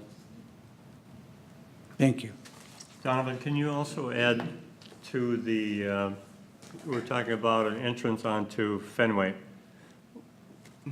What's the realism of that, and where would it be? Well, it's real as that's what's being proposed with the, phase 2 expansion. And it would be a right out approximately in this, Just under the pond, I'm sorry? just under the pond there. Yeah, so in this location here, just a right out. So, that would facilitate, movement coming this way and then, doing that sort of clockwise motion. Commissioners, I remind you tonight, we are here on 6 portable classrooms, and later this month, we will hear all of the details on the future expansion, but I just want to rein us in to keep our focus on the portables. I appreciate that, Mr. Chairman, but I think it's wise to have some of these comments so that as long as they're before us, they know what we're looking for. I think the more we can do to get that school traffic off of Farnham and more onto the other Fenway. headway and a connection out to Fenway. The more we can get the traffic going that way, I think that's best for the neighborhood and best for everyone, so. But Thank you for your comments. I'm prepared to make a motion to approve the conditional use permit amendment as recommended by staff. Second. We have a motion and a second. Any discussion on the motion? Eric? I wanted to add that I did attend the public open house that Leela held on Tuesday last week, and the conversations, at least that, it was relatively informal, so it wasn't like people had to come up and talk, but it was generally very positive comments. I guess tonight, one of the concerns I have is the buses turning around in the back, and if Leela were to do that, just as proposed on this application, and I guess I'm trusting a lot that application that they showed us and the design they showed us is going to come back, because if it doesn't, I don't necessarily see how you would turn buses around in the back, and I might have some concerns, but I think with what's going to come forward in a couple weeks is going to resolve a lot of those questions that other commissioners have. I don't see any reason why we shouldn't approve this tonight. Any other comments? Other comment I would have is that, is this a recommendation to the council or is this a final decision? We're final decision on Okay. this. Any other comments? Hearing none, all those in favor signify by saying aye. Aye. Opposed? Abstentions? Motion carries. Thank you for your time. Thank you. Next up is this, the small wireless facility zoning text amendment. And in parentheses, it says a decision, so I think that city staff feels that we've discussed this enough. You caught my subtlety there.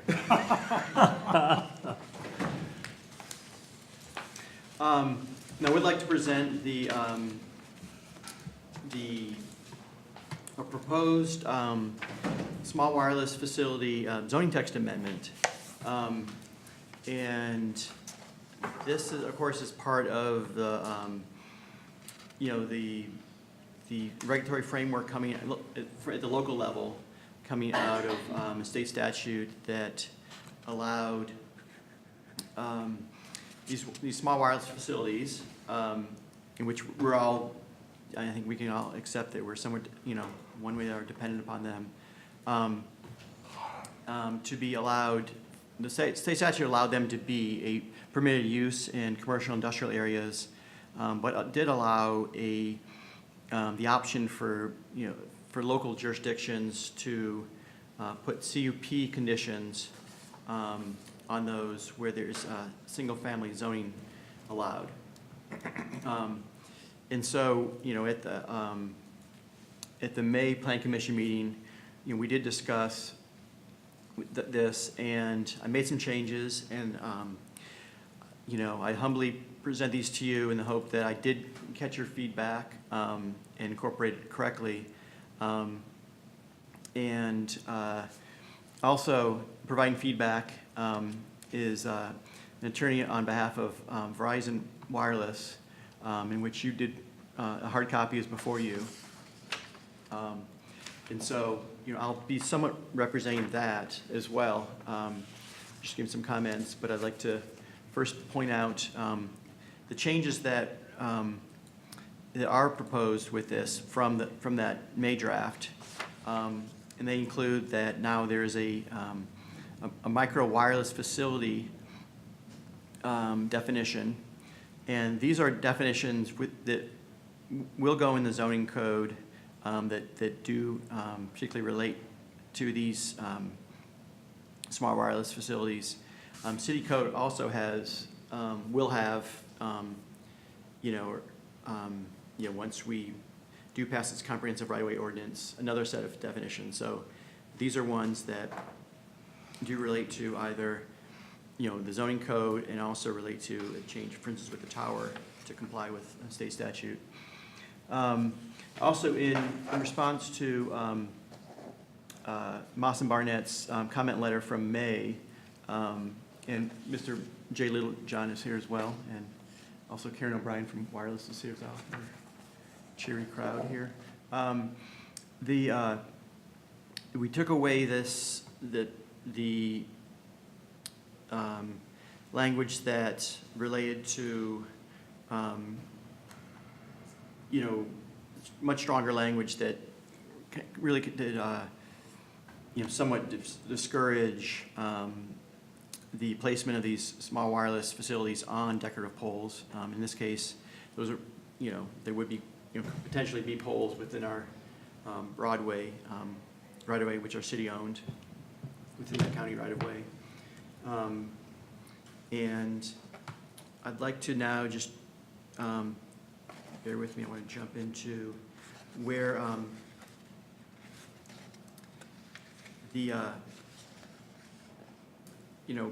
part of this, I know this was, subject to our planning commission, our planning commission discussion around this. And there is one photo that was submitted by Verizon in which I'd like to focus on as a reason for why, one reason that kind of rationalizes why I believe that that not having really strong language discouraging the,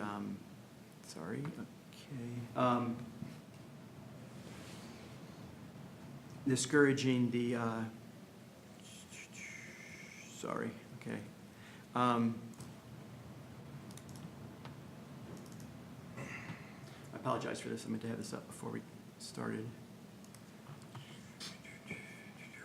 So I want to show the image that was submitted by Verizon that shows, in some ways, the scale of, the small wireless facility. So this is on Broadway. And, in fact, it's in front of the Burger King. And so the photo on the left shows existing conditions. So this is one of the blue poles that really, these along Broadway, North and South Lake Street in the downtown area, and 11th Street are really the only city-owned poles. Everything else is private utility, primarily Excel, for light poles. And this is what the, photo simulation of that wireless facility would look like. You have a larger box here, and the antenna in that sort of, kind of tube-like structure. And so, I understand that, yes, this does represent change. However, it's not, I don't believe, of the nature that, there's a strong city interest in putting other conditions on this or seeking to somehow write the conditions to make it much more onerous, burdensome to put these, on the decorative poles.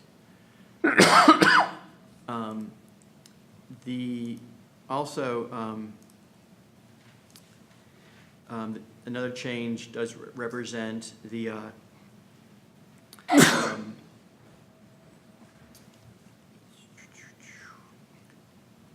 the language. I'm sorry, I did not.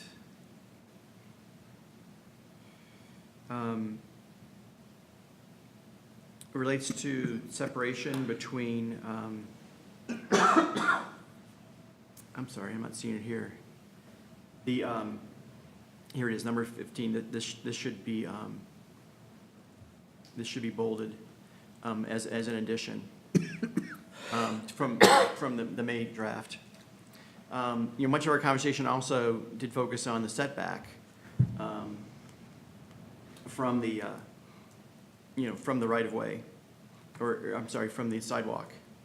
And again, looking at this photo as a potential illustration, I look at other utilities that are located currently, and we see the green utility box there. That appears to be something, 1 to 2 feet from that right of way. Our last draft said, a 3 feet separation between the sidewalk and the wireless facility. And so, looking at how utilities are often, contained in somewhat limited areas of the right of way, that it seemed unreasonable to expect, to treat these type of facilities differently. And so the language that is proposed is simply that, protecting the public interest for that the trail, sidewalks, and pedestrian ways aren't obstructed. And so no specific setback is proposed within this draft. Also, this would be an additional thing: no advertising sign or identifying logo allowed on the wireless support structure. And then also there was conversation around the actual was the language related to new poles or existing poles when we were talking about setbacks. And what is proposed, and this is for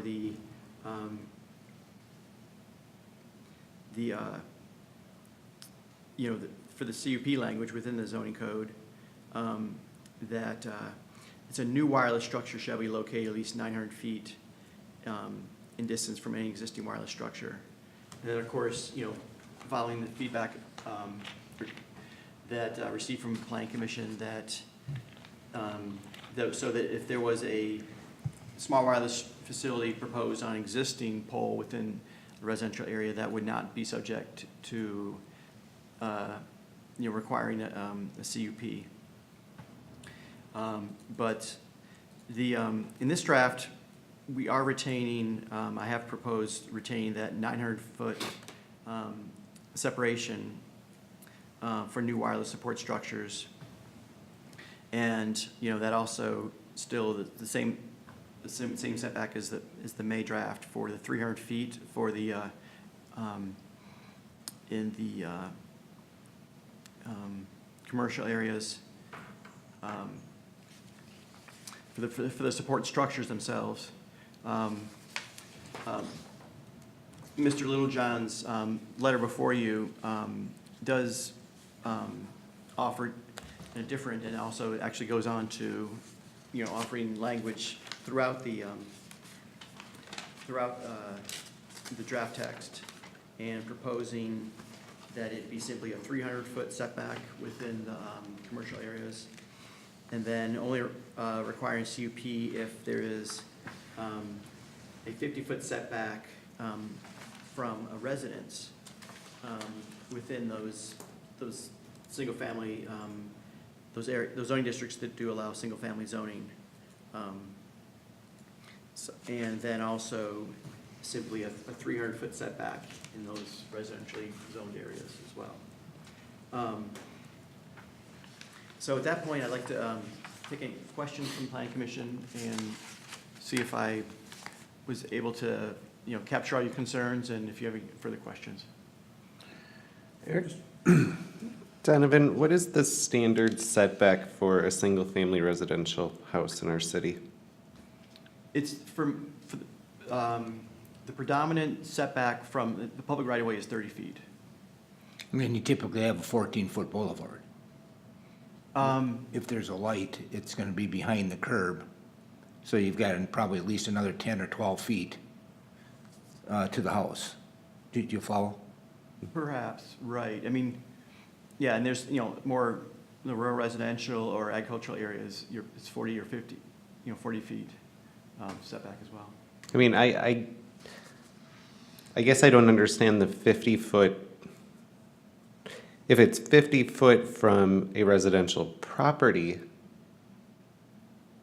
I think that would have some weight. But when we say 50 feet from a residential structure, unless we're talking about, an old cabin or a garage or some type of thing that's on some of our older streets like North Shore Trail or around Clear Lake, I think it has the effect of not having, it won't force a CUP. They'll be able to put one of these in practically every new neighborhood we have built in our city with all underground utilities, and those things won't come forward to us. So is that your intention? No, what's the language that, that I'm proposing, and this is of course in consultation with Bolton and Mank and the city attorney as well, is the setbacks within the draft, which is, 900 feet in these residential areas, 300 feet in these commercial areas for the wireless support structures. Of course, this is just within the public right-of-way. I mean, this is not, reflecting language, these aren't standards that relate to, these type of poles on private property. That though, if they're above 35 feet in any area besides the commercial industrial zoned areas, they would be subject to conditional use permit requirements. But and there's one piece of this too, and I was, is that, the setbacks from wireless support structures that are proposed in Mr. Littlejohn's letter are ones that, to me, are somewhat meaningless given kind of the either closeness or just kind of the general layout of lots and streets in the city, but I'm also realized that, there's a lot about the technology I don't know. So I'd like to, hear more from Verizon or other carriers on what, is there the science, is there, technological reason behind the 50 or the 300 that they're proposing, and, so I admit that there may be things around that I don't know, but right now, this is, in coordination with other jurisdictions. Bridget did propose the 900-foot, based on, what other communities have done, and then 300-foot for me is just what's a West Broadway block length. And imagine, if, you're putting new poles, well, you could do basically one per block, which in addition to, there could be the co-location on the decorative poles all throughout, in that area. And I understand the 900 feet argument that you're making. I'm looking at the Moss and Barnett detail that was left at our table today with all of the blue writing over and over throughout it that, changes this. So that is not your proposal. You're not supporting that at this point. Correct. Thank you. The proposal that we got in our packet is what the city and the attorneys have deemed reasonable. Correct. Thank you. So Donovan, on the 900 feet, if that's not in tune with industry standards or norms, where does that 900 feet come from? I mean, I don't know what the industry norm is. Is that, obviously it's less than 900, apparently. I mean, it's. But you're saying this is in sync with other cities. Correct, that's where, yeah. I hate to blame it on Bridget, but, yeah, but that's a number that she said in consultation with another community that's further along. The other thing I question is the conditional use permit on so many things. Is it not possible that this there's building permits required, right? To build these? Certainly, I mean, it's anything taller than 6 feet does require a building permit. So why can't that be an administrative decision by the staff as opposed to a CUP? We told them we don't want that. The last time we talked about it, we said we wanted it. We wanted to say? Yep, we wanted to say in new towers in residentials, I believe, primarily.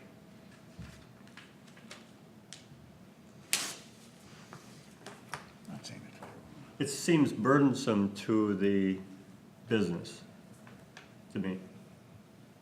But, maybe it's appropriate. I don't. Well, and remember, I don't this know the is, reason for it. this is only if they want to put a new tower up. If there's poles up in the neighborhood, utilities, et cetera, they can go on those and not see us at all. Am I correct, Donovan? Correct. But It's they only still if- have to have a building permit? Correct. I mean, there'll be some right-of-way work, and that's what the whole comprehensive right-of-way ordinance is gonna create this permitting regime to do, whether it's, excavation, disturbance, obstruction of the right-of-way during construction activities. So there's still a city process, but it's not really part of the zoning code, and it's, just be administered administratively, by staff. But we are requiring a conditional use permit even if they go on an existing structure No. No. In a residential area? No. Only a new. Correct. So, I mean, what you'd see on an existing pole would be something, similar to what, shown here. I mean, again, this is current technology, things are changing. That's a business owner, obviously. So now you can, Verizon or whoever can do that with a building permit, period. Is that true? Correct, yeah, and these right-of-way permits that we will be creating, yes. No CUP, no nothing, Correct. just a building permit. Because it's in the commercial, Because it's Yeah. because it's on commercially a zoned area. pole that's already in the right of way, right? Well, no, more this, it's, state statute created this, in this scenario, in this commercially zoned area, place of commercially zoned zoning district, it's a permitted use.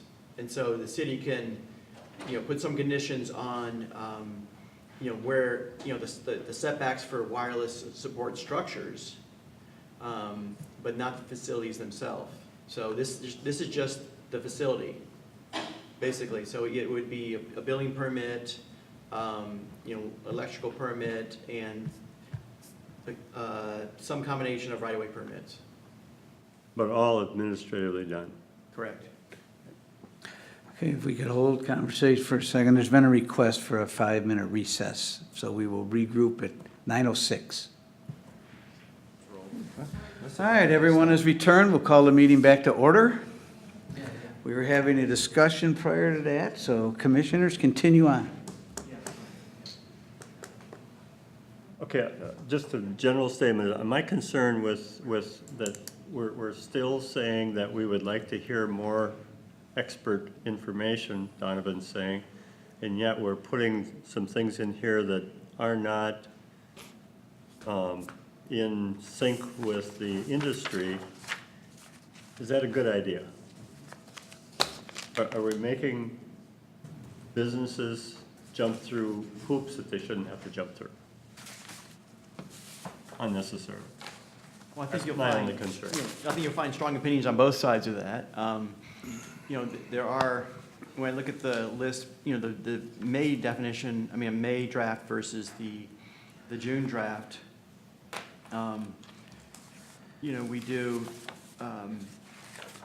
we did make some big concessions to the, setback from the sidewalk, the ability to place a wireless facility on a decorative city pole.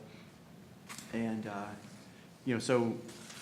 we've attempted this, but, I have a question on, what is the industry norm? And I'd like to, see some more documentation on that. And the, to me, that this does represent, a good compromise. And, I do have faith that, the city attorney has, in conversations with other clients, her own colleagues, these do represent, accurate, setback distances for these type of facility structures. When you say setback, you're talking about offset, you're talking about space. Yeah, correct, yeah, separation. I mean, that seems, is it fair to say that that's kind of the main issue here? The 900 feet, you mean? Yeah, I mean, I'm not worried about the distance from the sidewalk, that sort of thing. I think that can be handled with building permits and, conventional wisdom. And but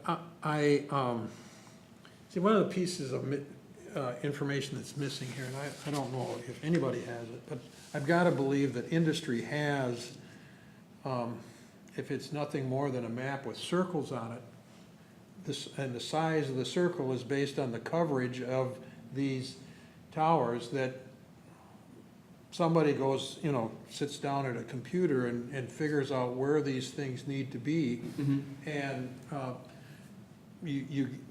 that's where the requests are gonna come based on how The that's gaps. laid out. I suppose the difficulty is that every company is gonna have a little different map, because at least to a certain extent, some of their main tower coverage is gonna be in one location for one company, another one for somebody else. But, I suppose that's, I'm guessing it's proprietary information, Yeah. that level of detail. But it would be nice to have that, to kind of see kind of the trend on how this thing is actually gonna play out here. Well, yeah, they're radio frequency engineers whose job is to locate these. And Yeah. when we did that one tower amendment to allow the tower, down in Fenway, one of the things I was requesting of council is that we actually require those radio frequency maps to be able to, to have the the carriers justify this was the location needed and everything, and, you know, but council, you know, disagreed and said, you know, basically because there is proprietary information, you know, private information, that they didn't feel comfortable requiring that. So in this case, we have to just, you know, I mean, that's not really on the table now, but in many cases, we have to just trust that, yes, this is the location, that they're not making this investment, you know, wantonly. Well, I guess my take on that is that if they don't want to share that information as to what they need, then we just put down whatever we want and they have to live with it. Maybe that's too brass, but, you know, they talk about industry norms, but if they don't want to expose the industry norm or the required deal, then what do we deal with? I mean, how do we know that 900 is right or wrong? Right, right. That's why I'm encouraging that. And also, just to remind you, this is a recommendation to council, you know, that I'm seeking, you know, this. And so, and then this is part of the whole package that, you know, I'm hoping to get to council at the end of this month. And so, you know, this is not a final decision tonight, if you just choose to make a decision. Well, this is a recommendation. Yeah, let's.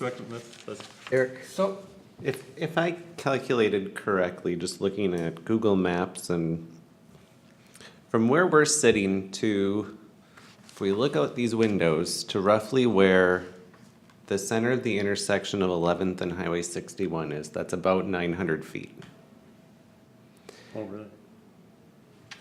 I don't know that I think it's reasonable to say that that's a far enough distance away for these towers to be put up. I don't know that I would necessarily want to see them, or I'm not comfortable at this point saying that a closer distance is wise. And to me, this decision's different than many of ours. Many of ours, for me, it's a property rights. It's a freedom of use of your property, and that's kind of what we debate. This is the use of city property and city right-of-way. So I think this is a very, very different question. And while on property rights, I tend to be one that says the least regulation to allow people to live without harming their neighbors is a good thing. In this instance, this is a brand new thing. And I think that if we have too much regulation, we can always back off on that later. But if we don't have enough regulation here and we shrink this down to 300, we can't go, oops, and alter it later. I would tend to say that we should be more restrictive out of the gate here, as long as we're being reasonable, because we don't want to end up in a litigious suit. And I think 900 feet, the traffic light I can see out our windows, is reasonable. And quite frankly, if you can't get towers further from that are working, I think technology is going to pick up rather quickly. Because I don't think it was that long ago, cell towers up in the air didn't go as far as they do today.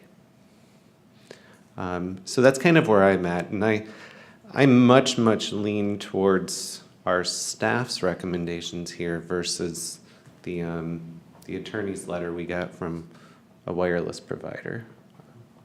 So that's kind of where I'm at. I think we should lean towards more restrictive in this particular policy with an open eye to change it down the road if needed. I would concur with Eric. When we had the public hearing and the young lady spoke, the immediate or the short term would be our business district for the most part. So I think we got some time here, because we got plenty of poles in the business district. It's all old, so there's plenty of poles everywhere that I think they can mount structures. So I'm not too concerned about going in larger distances and again, backing it off as we get more comfortable with this down the road. I don't disagree with that, except that if 300 feet is needed in the business district, how does 900 feet work in the residential district? Is it? less instructions. Is it, is there less, is Fewer that, obstructions, I think. I mean, the waves go so far. I mean, so you know, 900 feet is fine unless the wave only goes to 450 feet. So Well, I think, I mean. I'm not gonna oppose it. If I could add something, there's a couple things here. I mean, there's so much greater need for wireless broadband, you know, in these commercial areas, these, you know, main thoroughfares. Also, there is, you know, there is the distance that I'm told that these do transmit about, a radius of about 750 feet. And so, you know, so basically you have a circle of about 1,500 feet. For this is, of course, this is for one carrier to, you know, keep the signal going, you know, through a series of poles before it gets to the macro, you know, site, the tower. But, you know, so basically, you know, there could be poles that are, you know, based on that measurement, you know, 1,500 feet apart and still function, you know, to transmit. Still not the have a wireless gap signal. in between. Yeah, I mean, I'm sorry? Still not have a gap in between coverages. Right, and have a gap, and that's assuming there aren't obstructions. I mean, I think a big piece of this is, you know, if topography changes, you know, elevation of different poles, I mean, that probably could really impact the, that radius that, you know, of effective transmission.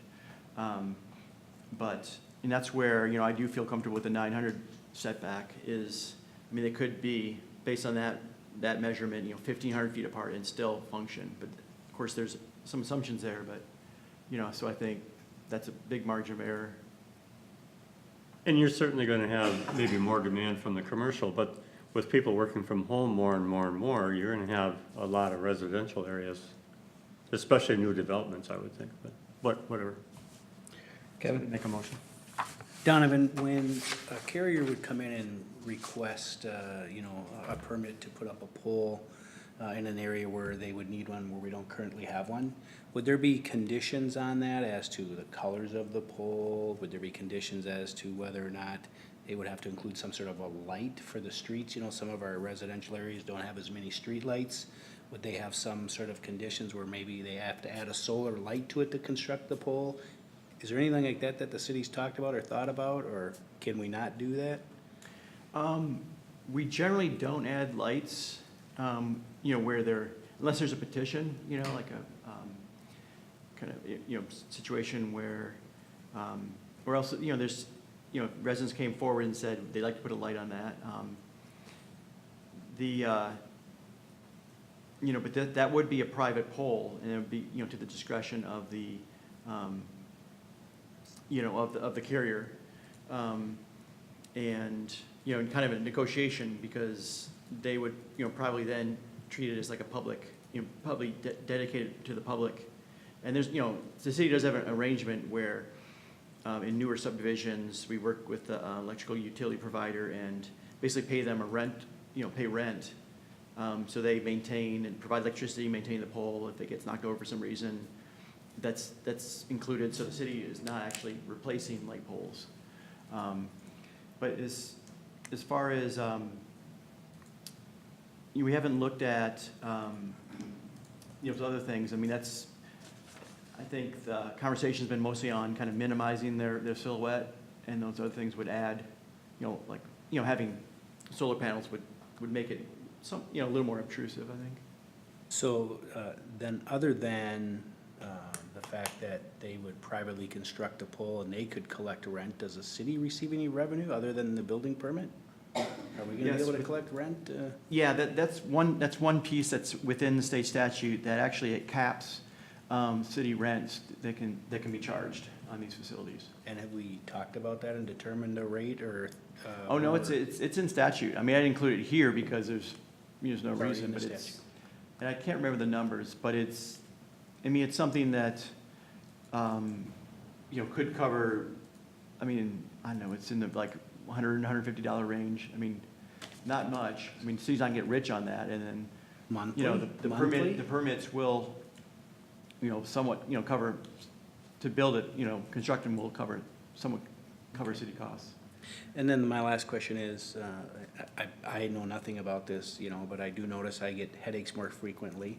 Not saying it's related to this, but has there been any health studies on all these things that create all these nice waves that run through the air, that make all of our phones work and our cars light up and everything else? I mean, do we have any health studies that go with this? I think you can find them out there. However, the Telecommunications Act of 1996 actually forbids legislation based on any kind of health impacts of these waves. Oh, Am I correct in that one? correct. So whether they're good or they're bad, we don't get to know. Well, the FCC, the EPA, and multiple federal agencies study it every year and receive all kinds of scientific studies. All that work is done annually and redone annually at the federal level. And the allowable transmission levels are altered accordingly, and all the providers have to follow those rules. Do we know what those levels are? Should I go up there, or should I just say where? We're fine right there. Okay. We're small, cozy group. Yeah, so it's called effective radiated power. There is more effective radiated power coming off of baby monitor than comes off of these facilities. Had I known this question would come up, I would bring my chart. There's more power coming off the radio, 50 times more power comes off the radio that a police officer wears on his hip and has a microphone on his shoulder. 50 times more power comes off of that than comes off one of these facilities. These are very low power facilities. That's part of the reason why the Telecom Act came into play. Back in the 80s when I was doing this, I sometimes would have to bring a PhD in clinical psychology who did studies on rats, go to city council meetings with me, and he would testify to planning commissions and city councils. And after 8 or 10 years of that, across the country, I didn't do it across the country, I just didn't work in the upper Midwest. Congress finally said enough's enough, we're going to give this job to the EPA and the FCC, and they will determine the levels, and we'll relieve that obligation from the various cities and counties that are doing it. Interesting. Didn't know that. Thank you. Well, I got a lot of history for you if you want. Oh, no. You can share that at a council meeting if we send it forward. I could probably teach a class on radiation physics because I used to. Oh, At the okay. college level. There's a few things that happen. One is that when you gain distance, it's much like sound, it dissipates.